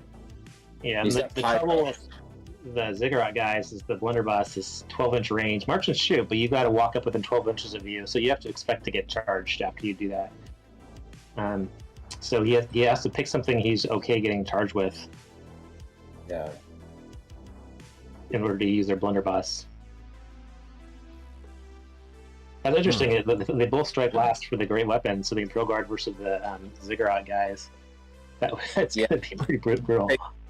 Flexes, the Lightning Flexes one for some reason. He has the he has the Arcane Shield. Oh no, that's the distracting one. Yeah. Oh, I feel like that's an odd choice, but yeah, that's a weird combo with the Great Weapon unit for sure.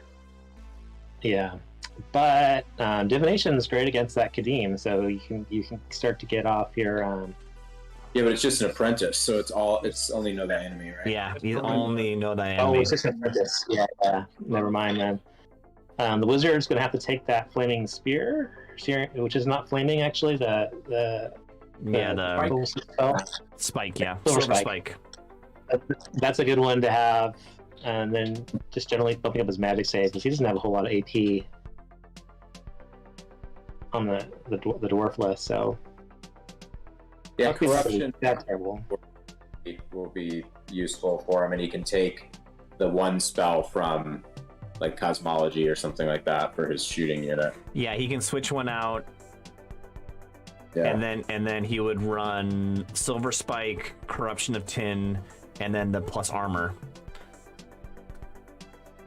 Yeah, it's not great, but it's bad. I think Derek's key is to make those 3 units of State Militia work really hard to get the matchup he wants in combat. So if he's really cagey with those 3 units of State Militia and boxes things out and chaffs up enough, he can move around. And he's got to watch out trying to move those giant ass units around my zoo terrain. Yeah. But Andrew doesn't really have too much chaff, which is a usual Infernal Dwarf issue. So if Derek's key to success is dictating the combats with that Imperial Guard unit and trying not to let it get killed on the way in, and Andrew's best is to try to really work on those blocks and make his ranged power known. I think a key for Andrew is to hide your Vassal Cavalry until end of the turn, because if you put him out too early, he's just going to die and get shot off and not going to have any chaff. But you might really need that chaff at the later part of the game, so I would keep those guys. This is a Pyro Master's dream, though. Look at all these unarmored E3 guys. Yeah. Ooh. Yeah, even the 5 and 6 spells are just going to be brutal. And you either have to stop losing half of your halberd unit or taking hits on all your little small units. And you can cast them both on 3 dice, so 6 dice right there just for those 2 spells, and then you've got another spell or 2 after that. Whew. All right. Let's move on. Yeah. Andrew's key is to burn them all. Burn them all.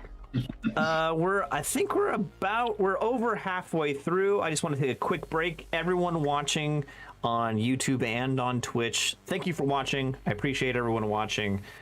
Hit that subscribe button on YouTube. Please hit that follow button on Twitch, and that would make me happy. Anyway, moving on now. Common Tank. I don't know who that one is.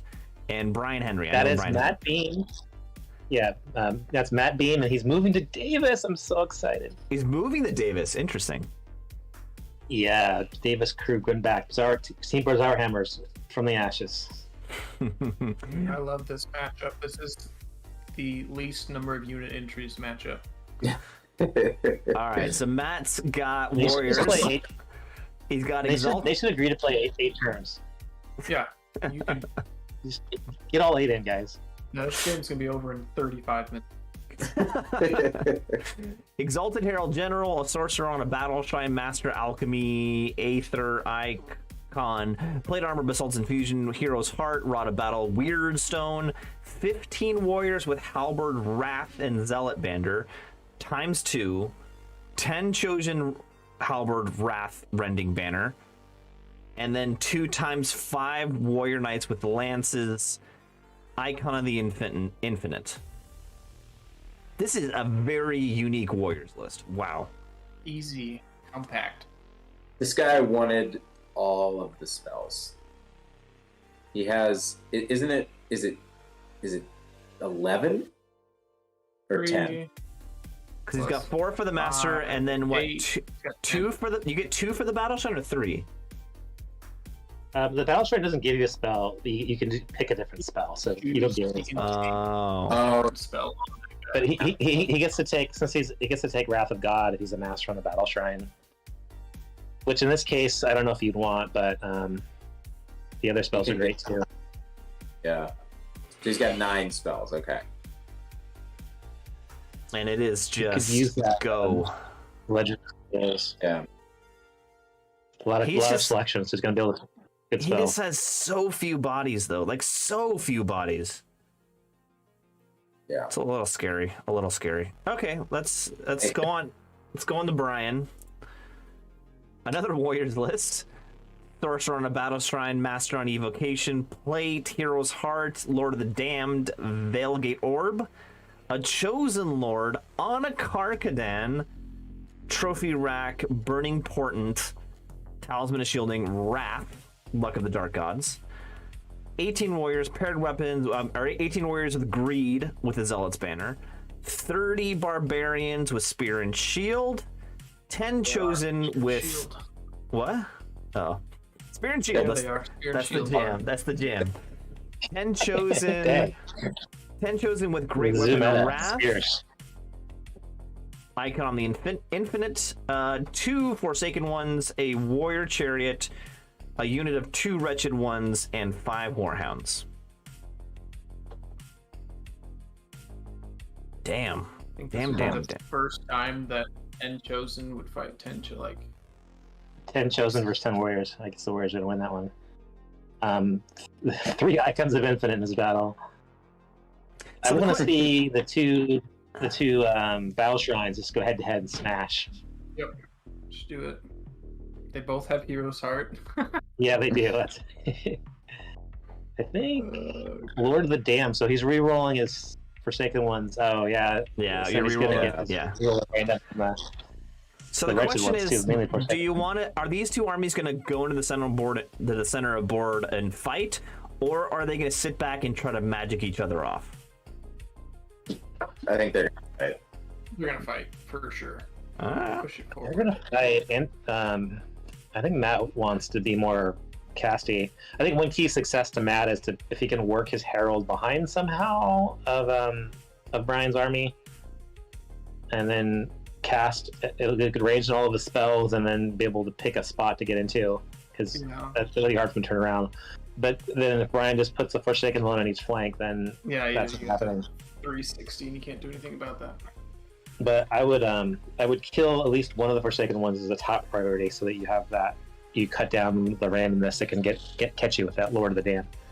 But I think Brian's counting on Lord of the Dam to do to get his Forsaken ones where he wants them.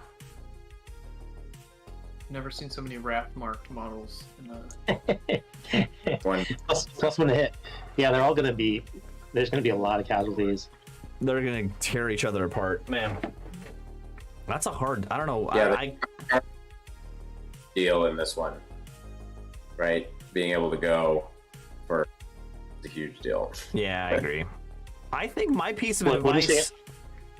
advice, my piece of advice for Brian, or for the first guy, Brian Beam. No, what's his name? Matt Beam. Matt. Matt. Mhm. Sorry, Matt. I think my advice for him is to hang back and try to icon the Infinite and Magic off some pieces from Brian's list and then go in. That's just my thoughts. Yeah, like I said, once one of those Forsaken ones go down, it changes it quite a bit. But when they're both up, it's pretty scary. This will be Brian's to get to this Forsaken one. This will be a fun matchup. I feel like, yeah. All right, moving on.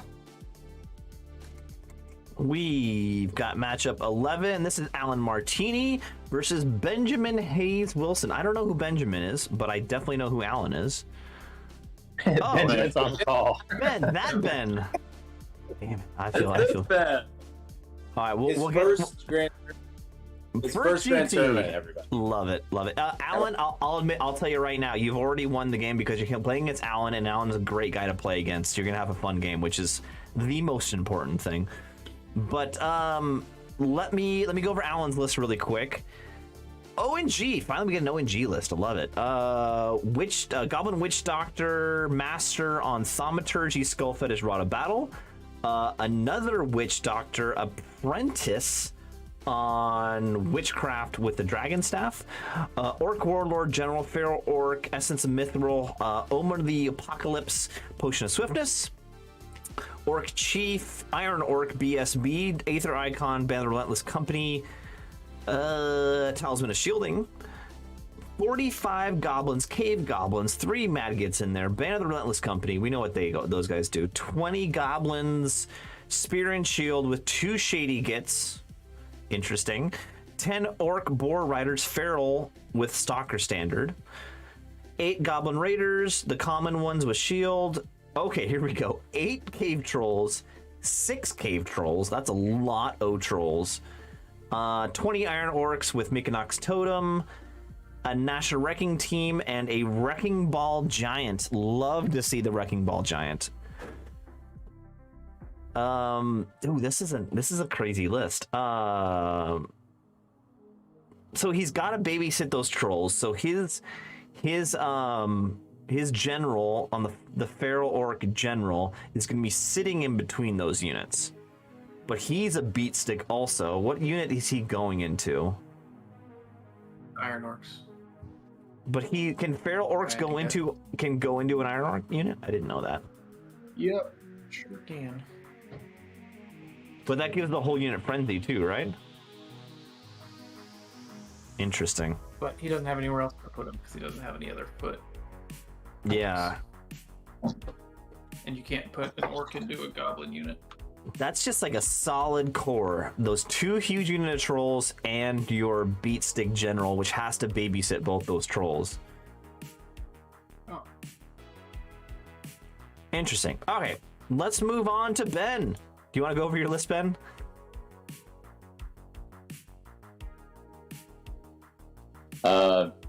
Yeah, I mean, you guys could probably tell me more about my list than I could. Yeah, I've only played a few games so far, so obviously I'm just still trying to learn the game, and I apologize for my slowness. Everyone I play against this weekend. The Great Con was easy because Destiny's Call and what's the great weapon? Kai'Kadai's Legacy. Yeah. That's that's a monster killer, and for this tournament, I mean, not that I wouldn't take it anyway, but it's just a good model to take out big hitty bad guys. The con is obviously going to be with the Merc Vets because they don't tell everybody your strategy. I don't care. like they don't know where it's going to be.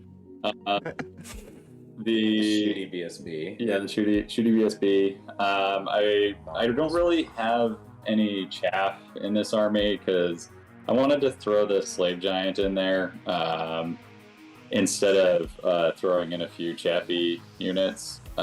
Just because I've just wanted to play with ones in all my other armies. 2 Giants in game 3. Yeah, and 2 Giants in game 3. That'd be awesome.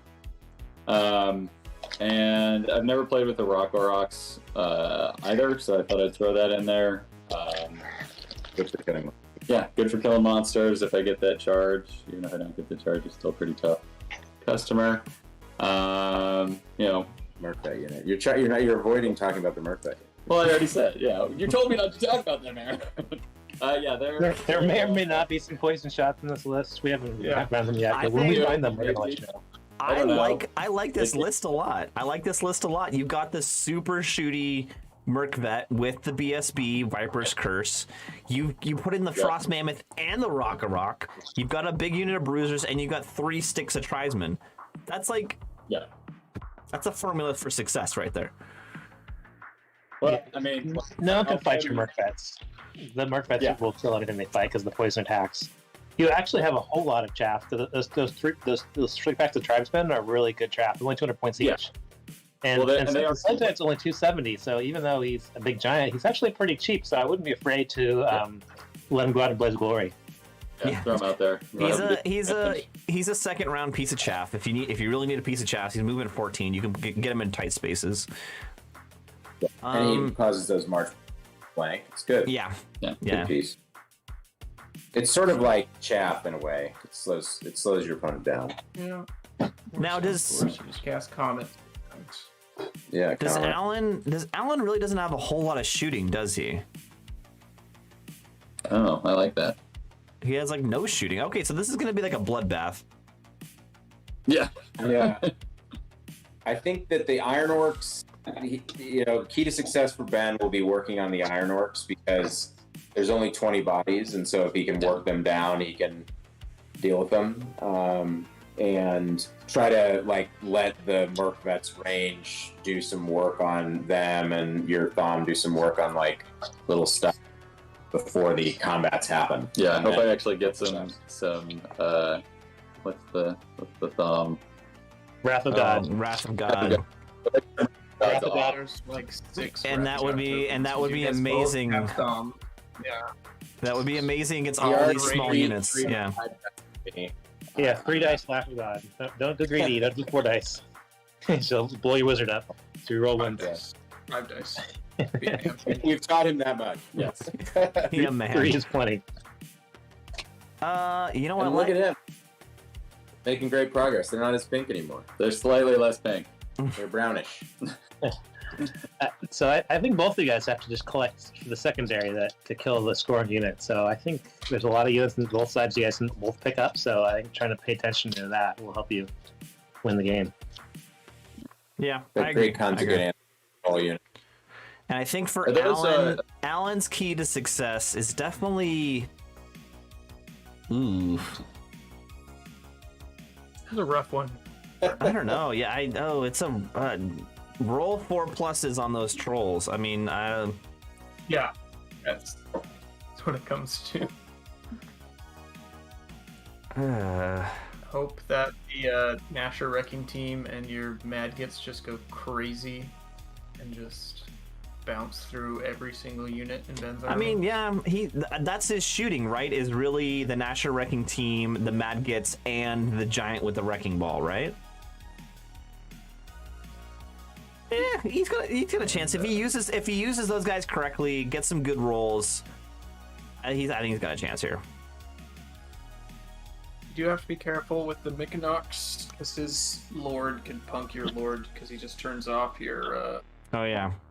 Turns off your Destiny's Call and he just kills you. Yeah, remember that. Yeah, remember that in the Iron Orc unit, it's got the Mykonox totem. Iron Orc, they can just turn off one of your magic items. Yes, somewhere there's going to be a big mess of units because he's got to keep those 2 troll units next to the Iron Orcs who have the general in it. So it's going to be this big block of green in the middle there that he can't really get away from having a big blob like that. So yeah. But I think that's the strength and the weakness. He's got great board presence. He's just there's multiple units that you don't really want to fight full strength. Trolls, Iron Orcs, right? So he has a lot of good board presence. I think Ben has to key to success for Ben will be to try to isolate, right, and use the big hitters. Yeah, okay, sure. Whatever. Just charge Rocker Rocks. Charge. You're playing ogres. Just go for the charge always. Charge. All right, let's move on. Let's move on. That was Alan. Next up, Sean Moody, still running the Beast Herds against who's Hammerhand? Oh, Sean versus Rick. Oh, that's kind of sad. Oh, it's Rick Levin. It's Rick. Okay, here we go. This was a challenge, another challenge from MinMax. They did this intentionally. They did this to themselves. All right, Beast Herds. We've got the good old Middle Warlord, Destiny's Call, Blessed Inscriptions, Obsidian Rock, Crown of Horns. Pretty standard. Oh, unique build. Never seen that one. Pretty standard. Soothsayer, Master on Druidism, Seed, Inscribing Burren, which you don't usually see. Minotaur Chieftain, BSB, with the totems, Agor's Affliction, Beast Axe. 40 Wild Horns with paired weapons, Banner of the Wild Herd, and Blooded Horn Totem. 43 Mongrels with Legion Standard. 12 Mongol Raiders. 6 Minotaurs with paired weapons, Flaming Standard. Clouded Eye Totem. Razor Tusk Chariot. Razor Tusk Herd. Gortak. Wow, it was the era of the Shield of Tour over. Paired weapons in the match. Hey, I was spearheading that one. That's what I used to love. When I was playing Beast Herds, I was all Wild Horns with paired weapons. They were freaking awesome. Shields are so much better on the Minotaur. I like shields on the Minotaurs. Shields? Parry, yeah. No, the paired weapon's so good. No, you won't lose 3 attacks. Because you never fight in the back rank with more than 3 attacks. But I don't know why you did Clouded Eye Totem. You have to give the Blackwing Totem to these Minotaurs. See how he's got the Greater Totem, right? So he can still put it on him. But like the only way the totems work is if you double them up. Have duplicates. Yeah. In my opinion. I mean, he's got 2 Gortoks and Druidism. It'll be fine. Yeah, he'll be fine. Okay, let's look on a Rick here. Saurian Ancients. I love it. Notice he went away from the Magic Light. Yeah, he went the exact opposite. I agree, Sean. I appreciate the exploration of lists, the almost no magic. It's not the right move, though. It's not the right move. Rick, Anuarch Archmage on Alchemy, Druidism. Oh, because Essence of the Free Mind. Interesting. Ancient Plaque. So we no longer have the magic item. We don't longer have the magic item that lets you choose all of the spells. So his Essence of a Free Mind on Alchemy and Druidism is only going to allow this Archmage to take spells 1 through 4. Yeah. So he loses Stone Skin. See that? I feel like that's pretty much the only main thing you lose is Stone Skin. Yeah, that's still Alchemy 5 and 6 kind of stuck. That's a big price to pay, in my opinion. And then he's got Forbidden Mastery, so he's gonna have the Pyromancy spells, 2 of them. He's got a Tegu veteran on an Alpha Carnosaur because he loves that model.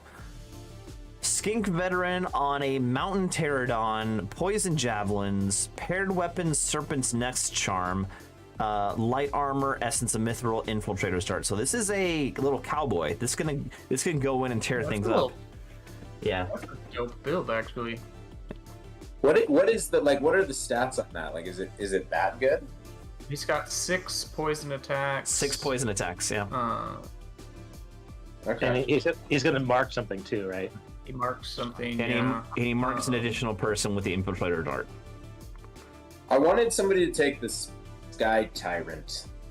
Yeah, no one. I don't think anyone is, but I like that model. It's a new year. That's cool. All right. All right, 30 Tegu Warriors. You take the Sky Tyrant, Eric. Come on. I don't play Swords. 30 Tegu Warriors with Spear. Let me get through this.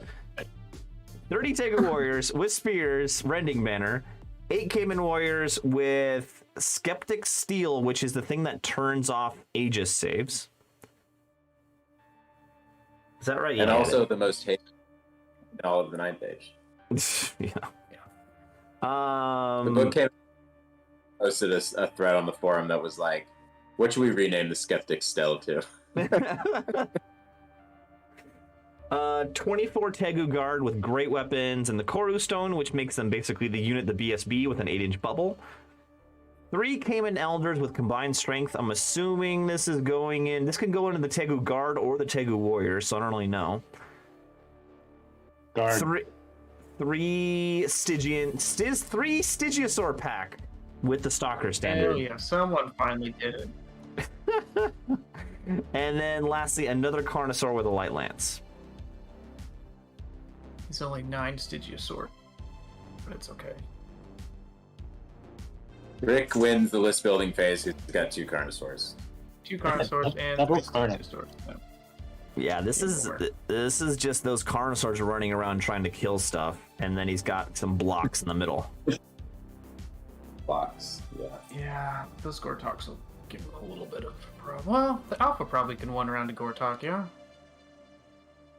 Yeah, probably. Right? Yeah. 2 and 2. I mean, it's you one round them or the Gortoks one round in you, so Yeah, true. it's pretty dicey for both of them. What scares me is Sean doesn't care so much. Rick's list has like no chaff. You don't need chaff. You do with Tegu. No chaff gaming. No chaff gaming.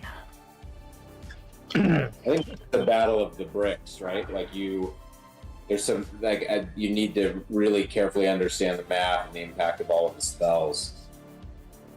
So does Rick take alchemy or druidism? Oh, druidism, of course. He Alchemy's gonna wants do nothing. Come on. Uh, I guess no. Alchemy. Iron's good. Getting Yeah. into a armor save is pretty nice against beast Yeah. herds. And you get Glory Gold to combat the regen from Druidism. You get Silver Spike for the Gortoks. No, it's a good point. It's a good point. For Druidism, he's going to want to just heal his guys up. He's going to want to heal his monsters, is what he's trying to do. He gets the... Did you take the Enclave on any of them? Yeah, so he gets the Cayman Enclave. Which is Awaken the Beast. Oh, it's so good. No. wish I could take core No, that can the yes, the core came in is Awaken the Beast, yeah. Yeah, that's good. So number 1, don't put the Minnow Warlord into the Cayman with the Skeptic's Steel. Don't do that. That's number 1 for Sean. It's a big block that came in, really. Yeah. Is there like no shooting in this list? There's nothing, right? There's some poison javelin shots on the. There is the one Poison Javelin from the Pterodon. Wow, this is gonna be a quick And it'd be game. nice to shoot up to those beastmen. How those huge herds of Wildhorn, I think I rate them pretty good in the common matchup. Rick's got to really work on combo charging things with his smaller frontage, for the most part. We got the Common Elders and the Common Warrior. Well, I guess it's really wide frontage, but Sean's gonna have a huge frontage on his big blocks.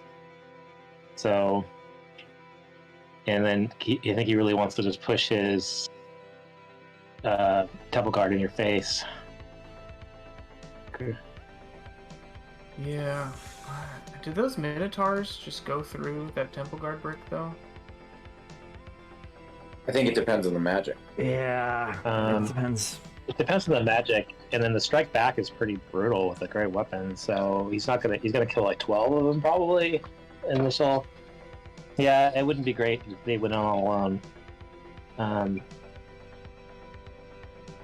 Yeah, no, this is very interesting. It's all matchup dependent on what can kill Yeah, what. this is really going to be won and lost in the movement phase and who gets the right charges off. And yeah, And blind deployment makes it cool because you can't counter drop to line up the matchups you want. Yeah, that's true. I think Rick's gonna Alright. have to try to keep the leadership bubble intact, because if he gets too away from all of his units, his Carnosaurs are going to be pretty low leadership. Yeah. Do these True. guys and then come back to these. True. All right, let's move on. We are down to, this is Luke, Alan, and Joe Frith. Hopefully Joe made it this far, hanging out with us. Hey, Joe. Is Joe still there? Joe's in the chat. Yeah. Hey, Joe. All right, Luke, he took the Alpha Carnosaur Tegu Veteran, Super Deck, Starfall Scales, Obsidian Rock, Crown of Autocracy. So this is... Is this the fourth? Foreign agent? Fourths? Yeah. That's an interesting... SA's pretty popular. Wait, no, how does a Crown of Autocracy work with a Tegu Veteran on a Carnosaur? It does work. It gives him a bubble. Oh, a 3-inch bubble. Yeah, but that can sometimes be what you need to extend the communal bond, right? Yeah. Well, he doesn't radiate a communal bond because he's not a scoring unit.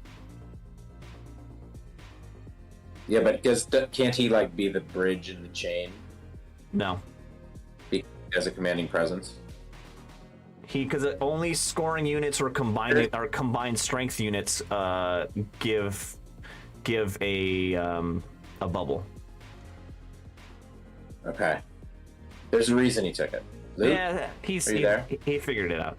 And then he's got an Anuark also on Druidism with Ancient Plaque and Forbidden Mastery. So we're seeing a lot of Forbidden Mastery builds. A lot. He's got 8 Cayman with Halberds, Obelisk of Collaboration, which is the double charge reroll the charge phase, and then the Enclave there.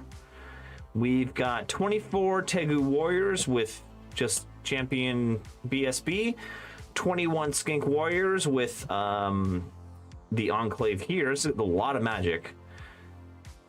21 Tegu Guard with great weapons and Skeptic Steel there. A Thyroscutus Herd with the Monolith of Vitalism. So this is only a 12-inch bubble since it's on a Thyroscutus. The BSB. 8 Raptor Riders. So this will work actually, because if he puts the Alpha Carnosaur in the Raptor Riders, which I think it can do, can it not do that? I don't think so. Then it will create a bubble. I don't know. Alpha doesn't have the Combined strength. combined strength thing. Yeah. The other Carno that he has. The other Carno does. 3 Ramphidon Riders, 3 Pterodon Riders with the marking bolas, 5 Gorillas with marking lures, and the Carnosaur with the combined strength hunt leader. Interesting. Beefy units. Yeah, there's a couple of very beefy units there. And 2 Carnosaurs, so you know what? So I remember everyone saying that the Carnosaur added, because it had Towering Presence, it adds 3 inches to your 3-inch bubble. bubble. But So he was thinking he would add it to the communal unit bubble, but I don't know if that's really true, because it doesn't give them Towering Presence. I think you would just measure 3 extra inches from that model. Yeah, it's basically giving him a bubble, but it's just 3 inches just on himself. Because he doesn't have his own bubble because he's not a scoring unit and he's not a combined strength unit. So he's just using it to give himself a 3-inch bubble. Okay. Interesting. Let's move on to Joe's list. Joe is rubbing the dwarven holds. More dwarves. That's dwarves. Let me read it, since you hate dwarves so much. Yes, you read it. Alright, he's got a king with an extra hatred. He's just on foot with a 1-up. And he's got destruction, smashing, and quickening. So he's faster agility, D3 wounds, and he's the strength 10. Runa Mining, which is really good for Infernal Zoo terrain. Old Stone. It's got a Thane on Shield Bearers VSB with the Legion Standard and the Bound Spell. Runic Standard Wisdom. 2 Runes of Lightning and a Hold Stone. Anvil of Power. 30 Clan Warriors with great weapons. Runic Standard Wisdom, so another spell there. 10 Warriors with throwing weapons. 10 crossbows, 30 Kingsguard with another Runic Standard Wisdom. Wow, so he maxed out on his Runic Standard Wisdom, so he'll have 6 spells. 29 Deep Watch, good lord. Runic Standard of Shielding, a Giant of the Deep, so that's the Shield Wall, Dwarf Giant, and 2 Cannons, which is a good medical. Ooh. So he's got 2 units that you're never going to kill between the Kingsguard and the Deep Watch, because they both have Bodyguard. So you have to kill everyone to the last man on both those units, and they both have Hold Stones. Jesus. And then he's got 2 cannons that are going to just goodbye Carnosaurs. I think this is a tough one. Yeah, this is rough. This is really bad news for Luke. Up a lot of things. For Luke. Yeah, because that King one-shots a Carnosaur. Smashing and destruction. Well, we're not picking. What are the tools to win this game for Luke? What does he need to do? Pick up all the points that aren't the Kingsguard, the Deep Watch, and the characters that go in them. And try to win the secondary by taking off the little marksman. Yeah, kill the little marksman units. The secondary is pretty easy for him. I think he needs to get rid of the cannons as soon as possible to get freedom of movement for his big monsters. So whatever we can do to throw at them.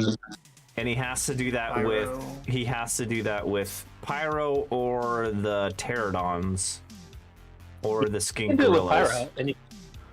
Pyro, and he can do it with the Pyro and those other things. And also be very careful if you get to pick sides, that you pick a good side where you can dodge those cannon shots. Yeah. Early turn cannon avoidance will be key for Luke. Yeah, he's got to hide those Carnos until he takes care of the Through the cannons. advance. Yeah. Yeah. And what is Joe? Joe needs to just shoot the bejesus out of the Soaring Ancients. Yeah, and just walk your big bricks up because you know nothing can fight them. Yeah. Yeah, push the bricks where you want to go. Shoot everything else. Don't let anything else get behind you. Yeah, pretty simple. Pretty simple. Yep. You can do it, Joe. Yeah, watching his flanks, I guess, is important for him. Like I said, to make sure protect his shooting. I guess if he just abandons all of his shooters, then that's going right into what you're going. Quite a few points, in the back line. So maybe you never want to babysit your shooters, but maybe that's the play for Joe this time, is to make sure they stay online. Yeah, just castle up. Yeah, castle up and then inch the castle forward into the center of the board is the right way. Moving on. We've got last of 3 matchups here. We have Josh Stewart versus Will Stanley, both Southern California. What is with people from the same area playing each other in round 1 in this tournament? That one, I don't know. Yeah, they all have different clubs, so they don't have club immunity, and that's just the way the button pushed. So, fair enough. So Josh is running his Dreadnoughts like he does it very often. He's got a Beastmaster. I don't think they've actually played. So oh, really? It's not that bad. Yeah. Okay, fair enough. Beastmaster General on a Manticore that's an extraordinary specimen. Shield Alchemist Alloy, Pride of Gardakos, Moithir's Mirror, and Beastmaster's Whistle. He's got a Sluxian Officer also on a Manticore who's extraordinary specimen, BSB Death Cheater Lance. Warlock Outcast Master on Evo with a Crystal Ball. 23 Spears with Executioner's Icon. 2x15 Auxiliaries. 5 Shadow Riders, 2x3 Thunder Pack, 2 repeated batteries, and 2 Hydras. Dude, everyone's running these Thunder Packs. Tell me why. They're good. if they charge you, they go right through you. If you charge them, it's not that big of a deal, but they really go right through you on a charge.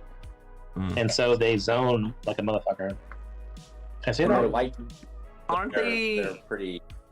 Aren't they only movement 5 or whatever? Yeah, but light troops makes that. Hmm. Okay. What's that And they sense of blood thing? If you're wounded, they get +1 inches in the charge. Yeah. They're 6'10", so they charge 7 swift stride. Yeah, Uh, That's pretty good. That's pretty good. You don't have to see these characters on manticores. Yeah, that's new. I think they kind of nerfed the old build because he used to run the 2 guys on the chariots, but the Dread Prince got a pretty decent nerf, so I don't know if he's just trying something different. What is Moithir's mirror do again? It's So the bounce back Aegis. Oh, yeah. Do hit people. It's basically like he has the hereditary cast on all the time. Yeah. Yep. Mm-hmm. It's a really well balanced list. Oh, it's only an Aegis against melee attacks, though. They changed it. Oh, does it not work against shooting? Yeah, interesting. That is significantly worse than it used to be then. Hmm. 'Cause that guy's just rocking with a 2-up armor save with no range. Little scary. All right, let's look at what Will's bringing. He's running Highborn Elves. Doesn't he normally run Empire? He's run Highborn for like He's the been last. running Highborn for a little while. Yeah. I like the Civil War. He's got a Dragon. Hell yeah. High Prince General on a dragon, shield, star metal alloy, Elu's hardwood with a lance, mage on a giant eagle, master on cosmology, Destiny's Call. He's got a commander BSB, essence of mithril, great weapon, master of the Chronic Tower. 35 spears with war banner of Rima, 10 highborn lancers, which you don't often see, with banner discipline. 5 Reavers, 24 Sword Masters with War Banner of Rima, a Frost Phoenix, 10 Lion Guard, 10 Queen's Guard, and a Reaper. So It's gonna be a good game. two pretty well balanced lists, kind of mixed arms lists. A little bit of a flying circus feel in both. Yeah, true. Yeah. I feel like this is going to be a really cagey game. I think, Josh is going to try to kill that wizard, which is going to be super hard because he's going to hiding behind things the entire game, casting Cosmo spells at him. And he's going to have a hard time getting that master and not getting magic to pieces. Do you get Lash on the mocked? Yes. Because that is a very good spell against Josh's army. That's a good Death point. Eater guy doesn't want that. Now that the Mothir's Mirror doesn't work against range, like that guy's got a 2-up. Both those mana cores just die to Quicksilver Lash. And the Hydras take decent damage from it also because they don't get their regen. That's a very good point. Yeah. So and I'm the thinking, Queen's Guard are also. Yeah. I think the key for Will is to be cagey, use your shooting. I don't think you outshoot him, but you definitely out magic him.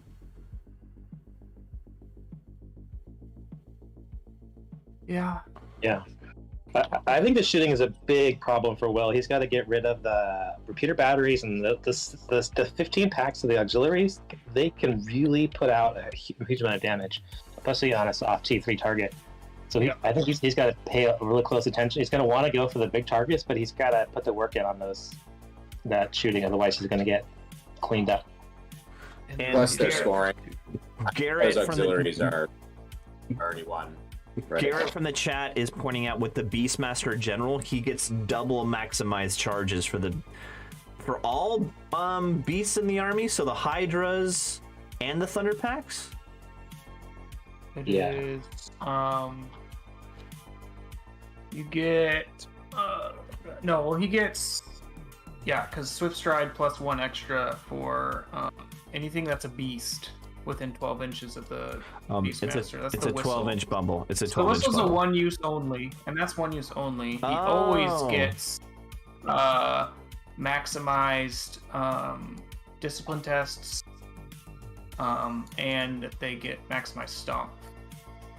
No, that's pretty good. Yeah. Maximize stomp is no joke. Yeah. And enemy models that are gigantic have minimized stomps. So like the Eagle or the Frost Phoenix and Will's Giant both will have minimized stomps if they're within range of the mana core.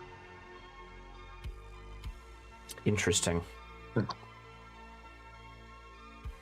Yeah, that'll be a good game. Yeah, I mean Yeah. that's my thought for Will. I think for Josh, Don't give Josh any tips. go Cut for him some long charges into soft targets. You know, like Yeah.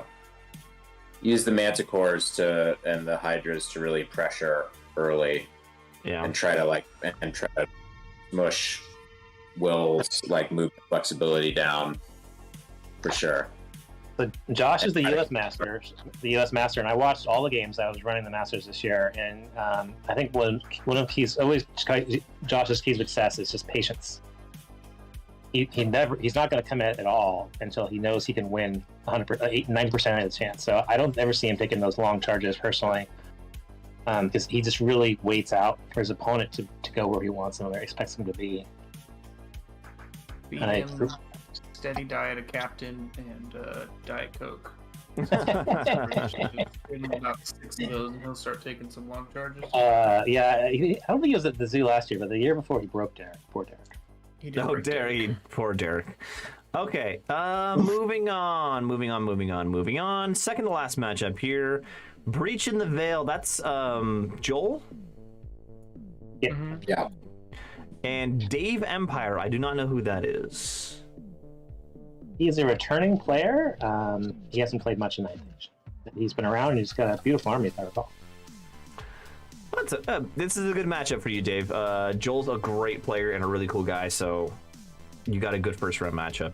But Joel is running VC, which is not his usual. He usually runs Demon Legions, at least when I used to live in San Francisco. Take, the Mono Sin. Yeah, I was hoping someone would take Mono Sin, but No, I was sure he would. Two Yeah, Bloodthirsters. Why would you not bring 2 Bloodthirsters? He should have. Joel is the defending zoo champion. Right? oh, he is. And you You're let right. him down for not bringing. Joel won last year.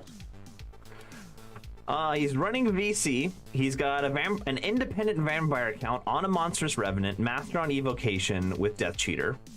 We've got another count, independent, with Eternal Duelist, which I don't know what that does, on a Zombie Dragon, Apprentice on Evocation, paired weapon Touch of Greatness.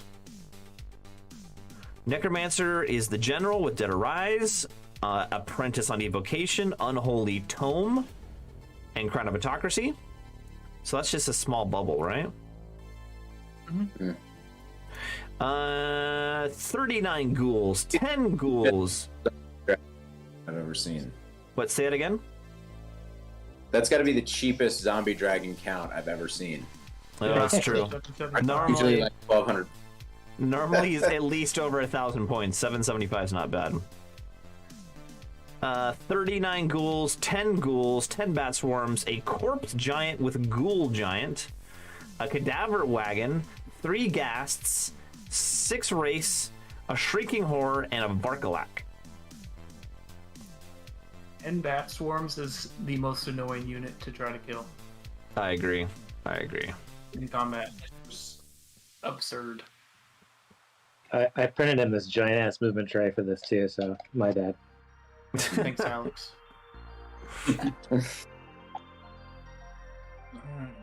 So this is just Does the it's- top vampire guy not have a weapon? Is he just hand weapon?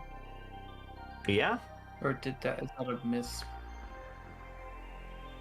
I think so. Maybe he just flies around and tries not to die. He's just Yeah. he's just flying around screaming at people. Oh no, Monstrous Revenant doesn't scream. No, it's just a No. regular old dude. Interesting. He's a wizard master though, so he's exactly just flying around, casting spells and doing his thing. Yeah, maybe he's just doing the things that vampire always does with a colossal zombie dragon, but doing it with a monstrous revenant this time. Yeah, Yeah. that's true. And you can afford to be a little riskier with the zombie dragon, so Yeah. it's How not many wounds colossal. do you have? It has 4 wound zones instead of like 7 or 6. Yeah.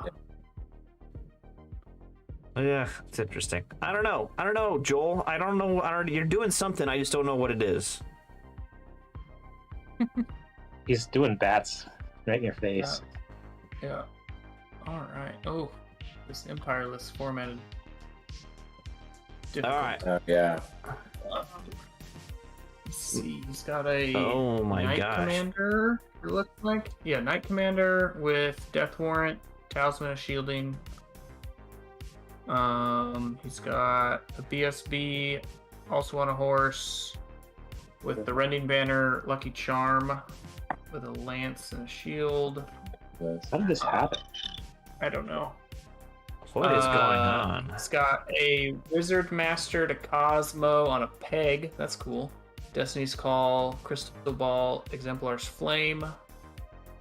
He's got an Engineer with the Lightning Van Braces. That's kind of funny. He's got 30 spears with the Banner of Discipline. He's got 15 handgunners with the Marksman Pennant. He's got 10 militia. He's got 15 electoral cav with the Banner of Speed, so they're going to be extra quick. He's got a single unit of 6 Knightly Order cav. He's got 7 Imperial Rangers. 2 units of 7? That's hard to read. I don't know if it's 1 or 2 units. Riders, a Hellblaster, and a Steam Tank. Hellblaster. Yeah, Hellblaster's kind of cool. Man, this is so hard to read. Yeah. Oh, did he put every single all the? It's like an army builder version. I didn't. Right? Yeah, it printed all the stats and everything, and somehow they got on there. Yeah, he got it in the list. I asked him. He sent it to me before, and I said, "Can you please upload it to the and he did, and I think he did somehow. I don't know if it just took a text file and translated it, and then didn't reformat it. It's interesting. Huh. I'll make sure that it all works out for them. Well, all that works. It's a big cav star, basically. And he's got a wizard flying around on a peg. He's got a decent amount of shooting with the ranger. Yeah, 2 units of rangers, 2 units of raiders, a volley gun, and a steam tank. This is like the army that came in the 6th edition Empire starter box. It's awesome. I love it. Yeah, I think Dave's key is no panic. You've got a lot of units. You're going to lose some, and Joel's going to keep coming at you. But you've got a lot of units that can still do damage. And if you polish off one of Joel's at a time, because you can't bring him back, focus on a unit, kill it dead, and then move on to the next one. Yeah. So you use all that shooting to focus. Yeah, you gotta focus fire, because if you try to do the chip away damage, it doesn't work against VC, because they just throw it all back. Yeah. I mean, he's got the cannons. He's got the cannon to go after the monstrous revenant and the zombie dragon And the Shrieking Horror. It's got a lot of juicy targets there. Yeah, but maybe there's too many targets. He's only got 1 cannon, Yeah. Well, one at a time. So the ghouls are 0 AP, right? Ghouls are 0 AP. Correct. See, that's a hard, yeah. Put those knights into those ghouls. Yeah, that Night Bus has a good matchup here, except for the horror, basically. Yeah. Yeah. Interesting. Yeah, so I think I'd shoot the shriek. I think I'd definitely shoot the The shrieking horror horror first. first with the cannon.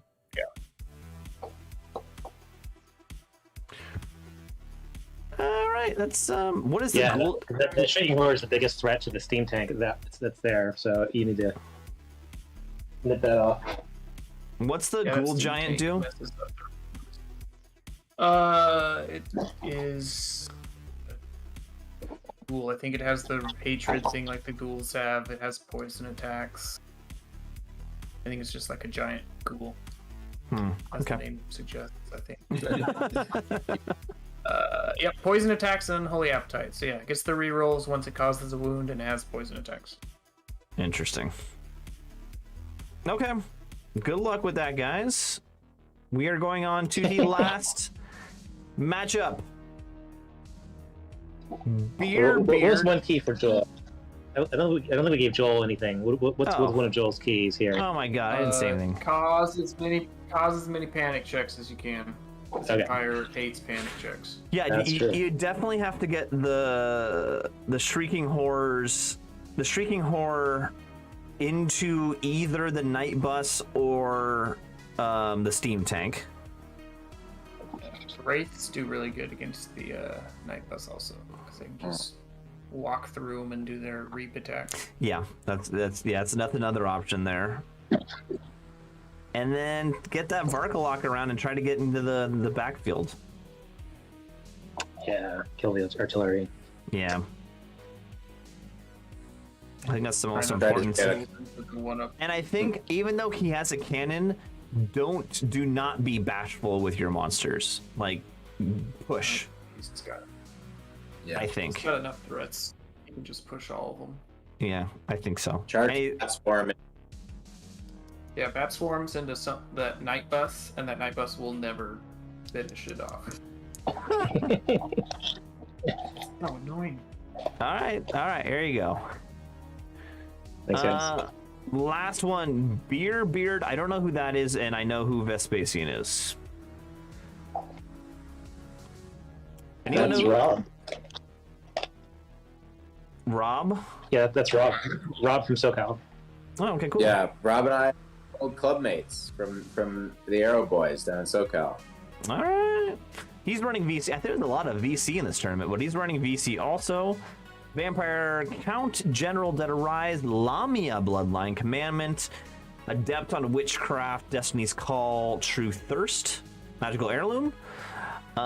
He's got a Necromancer, Master on Evocation, Talisman of Shielding Obsidian Rock, another Necromancer, Adept on Evocation, Talisman of the Void, Unholy Tome, 2 Banshees, 28 Ghouls, 35 Skeletons with the Stalker Standard, 30 Zombies, 2x2 Bat Swarms, 29 Barrow Guard with the Flaming Banner, Court of the Damned with the Aegis buff that the Lamia Bloodline gives it, I think, and then 2 Varkalaks.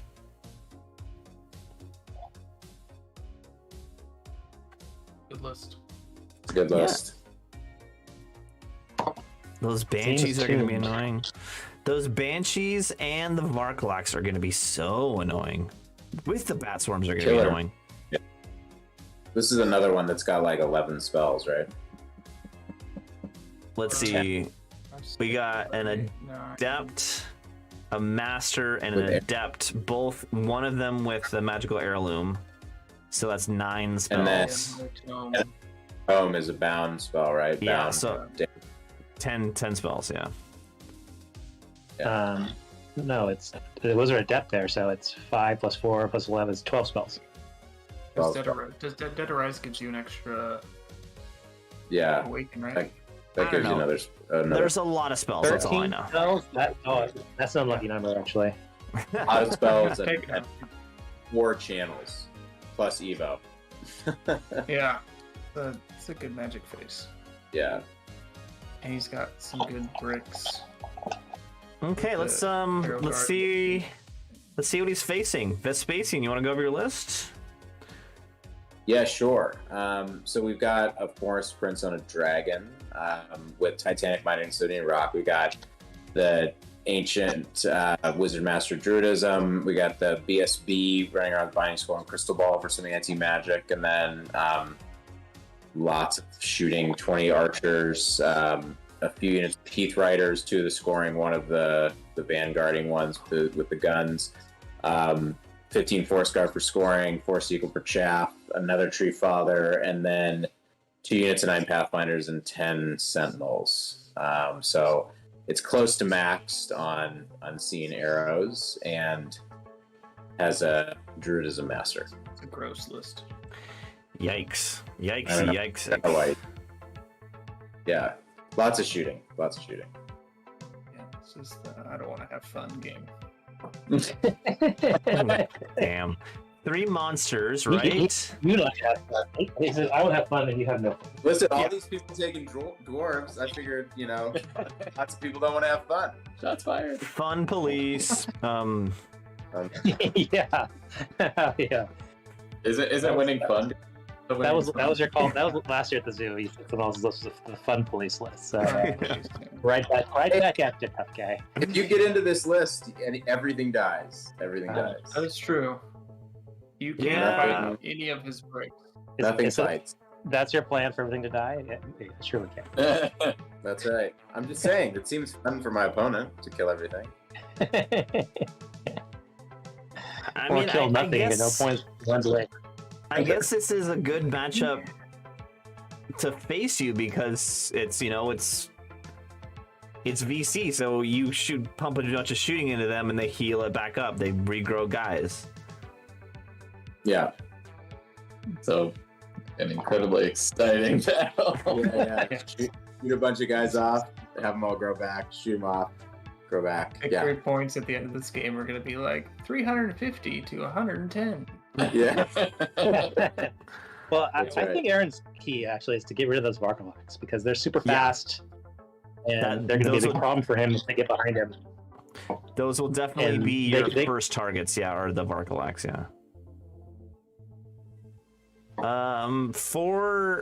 for Beard, I would say try to corral you and try to keep you in one place and then collapse into you, but that's gonna be really hard. Yeah, shove the Varkalax up as fast as you can. Try to. Does he want to? Should they do that, or should he just cast it and not give Aaron the opportunity to go around I don't him? think he gets any points if he castles though. Yeah. I mean, he could. But does he lose? Does he lose? He's got 12 spells, so he can blast away. Yeah, but he doesn't have any blasty spells. He has 2 snipes, and that's it. Because he's doubled up on Evo. So he has touch and hasten, and that's the only 2 offensive spells, unfortunately. Yeah. So I think he has to be kind of aggro, and then just be like, well, here's three bricks that Aaron can't really fight. That's true. I think also that maybe he should pick a side to line all the way up on, Yeah. and the blind deployment, and then just kind of refuse flank yourself. Yeah, I think that would be a good His deployment. Snipes feel kind of bad. The VSB is a good target, but besides that, the snipes don't do a ton. I mean, the dragon doesn't want to get sniped. Yeah, but Druidism kind of negates that a little bit. And no rock. The O-Rock. Gotta love the O-Rock. If he had Alchemy on that second Wizard Adept instead of double Evo, this would be a great matchup for him. Yeah, helps because Lash sucks. Sucks for Sylvanos. Yeah. But yeah, so I think commit to one side and shove it down Aaron's throat, and Aaron's Yeah. keys to Let the victory. units support each other. Yeah, and Aaron's key to victory is just don't get bogged down in combat. Yeah, what key of victory would you give yourself, Aaron? Roll good. Yeah. Kill Roll those shoot. Varkalax. Roll good. Kill the Varkalax, yeah. The Court of the Damned is gonna be hard to kill because it's got the really good Aegis. Yeah, I think there's some softish points with the swarms and the Varkalak pick up 1,000 points and try to get a scoring unit. The court's going to go into either the skeletons or the barrel guard. He's not going to run it solo. No. At least not against that much shooting. How much? I mean, I think I need to look up how much these units regrow, and then just pick the one that regrows the least. They all regrow D6. Barrel guard is D3 plus 4. Yeah. Ghouls is D6 plus 4. Skeletons D6 plus 4, and zombies is 2D6 plus 4. Yeah, there's a lot of points in the barrel guard. If you can only kill one unit, that would be the one to get. Yeah. Yeah. I'll have to see if what the math says about that one. But yeah, that would be. I'd like to try to get a scoring unit for the mission, right? Mm-hmm. Yeah, you gotta be careful with your Yeah, he just doesn't have a way to get him from ranged, right? Heath Riders, yeah. Well, the Banshees. Yeah, true. They're short range though, so Yeah. you're better. But they are rough for me if they like because he can put them up in the skeletons and then bounce them out and shoot. That's the problem. Yeah, I think it's an interesting match. It's a tough matchup. My shooting can't really express itself in this one. Express itself. I need to express my shooting on you. Sorry. Yeah. Yeah. When you put it that way. Shooting properly. All Geo right. is not letting me. That is all the matchups. That's 16 matchups. There's no ringer, right? We're at an even number of players, right? Yep. Hey, there you go. 32 players. This is gonna be fun. I'm excited. Thanks, Alex. We're at a new venue this year. We're in a hotel. You can drink in there. You can order drinks at the little hotel bar. So I don't think it's like a great bar, but you can do all that stuff. It's a little smaller, so the 32 is a nice size. It won't be too cramped, I hope. I can set up in there the night before. I'm not going to be yelling at everyone to leave right away, too. We have a lot more time in the facility, which is nice. Yeah. I'd like. Can we just pick the people who think it would be the top 4 finishers? Aaron Chom, number 1. He's got to win it. I'm writing them down here. Ben's got Aaron. Aaron, I think You that. called me for like an 11 on this first game, Ben. Yeah, you're gonna get 20. You always get 20s. I'm gonna go Aaron, Josh, Stewart. Stop looking at my list. Yeah, I didn't look at any. I missed those first 5 matchups, but looking at the players, that look is subpar. I'll go James Starr. He always seems to do good at zoo. Yeah, he does. And I'll go. I gotta take one of these Saurian ancient players, right? One of them's gotta do really good. Come on, you know what the answer is. All right, Kenyon. We'll go Kenyon, Duncan. Kenyon to win it. Yes. You know, there's an asterisk next to Kenyon. He'll have 58 points at the end of day 1, and then at the end of day 2, he'll have 58 points. Oh, How brutal. That's my That happens to him every usual time. tournament time. performance. Okay, I'm going James Starr also. I'm going Henry Gripe.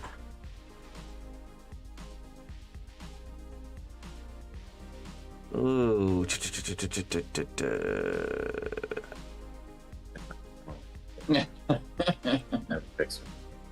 I'm not picking Vespasian. I can't do that to myself. Man, that's Josh, just because he's the Masters champion. And then Micah Pierce. The only reason. Micah. Okay. Well, originally, who got Ben? Oh, Aaron. Okay. Ben, Ben. our other reviewer. Just pick 5 names at random. hell yeah. He's gonna do it. Whoever gets the most points, that's who I think's gonna win, guys. Hey, Hey. Brilliant Well- commentary. Strategery. top level analysis next at 11. Yeah. I got Ben, Alex, or we haven't got Aaron hasn't picked yet, right? That's Aaron. right. I think I'm gonna do Ben Kerr. I think Boo. Henry. Because I think just people, I don't know, people always seem to struggle against that Axelanders book because nobody ever plays against it. Yeah. True. And I feel like it always does well. And also because he's I a like- good player, it's I not just the like, list. I like Micah's Vampire Covenant list. I think that that's a pretty interesting one and also piloted by a good player. So I did 3, right? Yes. That's what I was. Yeah. You can pick yourself as the 4th one, right? That's Yeah. No, you go. Nah, you can't can't pick pick yourself. Can't pick yourself. Oh, he can. I mean, why can't you pick yourself? You should be That's confident. just wrong. That's that just you should wrong. volunteer me. I can't pick Kenyon apparently. And any of the Saurian Ancients? I don't know. How about Rick? Rick, Yeah. Rick for my dark That's horse a good pick. That's a good pick. That's a I'll good play you pick. round 5, Rick.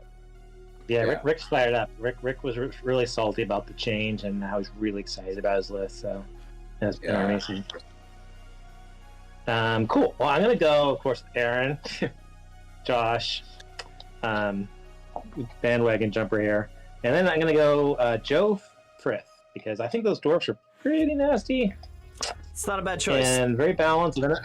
Yeah, I think Joe's got a good. Joe's done really well historically at this event too.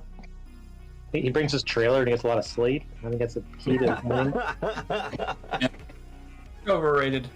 The secret to winning the then I'm gonna- tournament: get some sleep. Sleep. My dark horse is going to be Darrell. That Slayer list is going to be fire in this tournament. I think. Yeah, you make a good point. You make a very good point.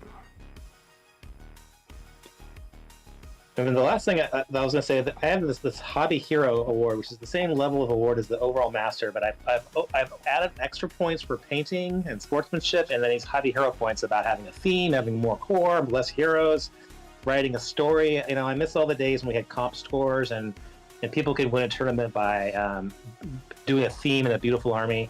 So you can win with the Hobby Hero award by that in the zoo, and the bow score isn't rated as high as the other soft scores. So I'm really looking forward to see what people put together. I'm going for Henry as the Hobby Hero because I think he's put a lot of work in and into having a really beautiful army that really everyone from that elevates the hobby that people can look at and say that's why I play this game, is so I can see armies like that. So I'm excited to see what else they have. I know Joel always goes all out on these things, so that Yeah, Joel. so Yeah. he freshens up the fan base. Wait, so over minimum core and not at max character points. Well, there's a scorecard at the end of the pack about how you get your. Yeah. Oh, there it is. Cool. That's not the only thing. You can submit stories, and there's like epic display boards, and there's a whole. Alex put a lot of thought in it. It's really cool. I like the ad, Alex. It's a great addition. I mean, I know Ninth Age has gotten incredibly skill based, and a lot of the same people end up at the top all the time because it's a skill based game, and I like people that want to go and other parts of the hobby aside from just rolling dice and crushing face. So I'm trying to bring that back a little bit, and I hope it catches on because that's how I like to play. I used to rely on soft scores heavily, so I wrote a story, Alex. nice. I'm going for Hobby Hero. Awesome. So like I've got this like there's these guys, these elves in the forest, and they're really good at shooting. The end. And I don't want to have anyone else to have fun. The end. It's a Zoolander list. And then Darrell's idea is he wanted everyone to talk about their giant, like award just for the best giant, which is kind of hard to pull off. But there's an email at the end. If you describe what your giant did, we'll read it at the finale. If you had a badass channel, or read your email, and you'll get some Hobby Hero points. Negative this 10 is- points if you have a internet list. Ooh. Yeah. Oh, Well, Aaron, you lost 10 points because you exactly copied the Italian ETC list. Whoa. Untrue. That is falsehood, sir. Actually- Did not exactly copy it. There's so many triple Wild Riders at the ETC list for the Sylvan Elves. 3x10 Wild Riders. Ugh. See? Did Yeah, not those are copy. people, those One are the list. people that want to have fun. Whatever, Ben. Whatever, No, Ben. You're playing struck- dwarves. Why are you even talking? You took dwarves. Yeah, but I have things you didn't know what my list did, which means I clearly am not taking the net list. I think I have a unit and a banner that has never been taken ever. All right, folks. I think we're at the end of the road here.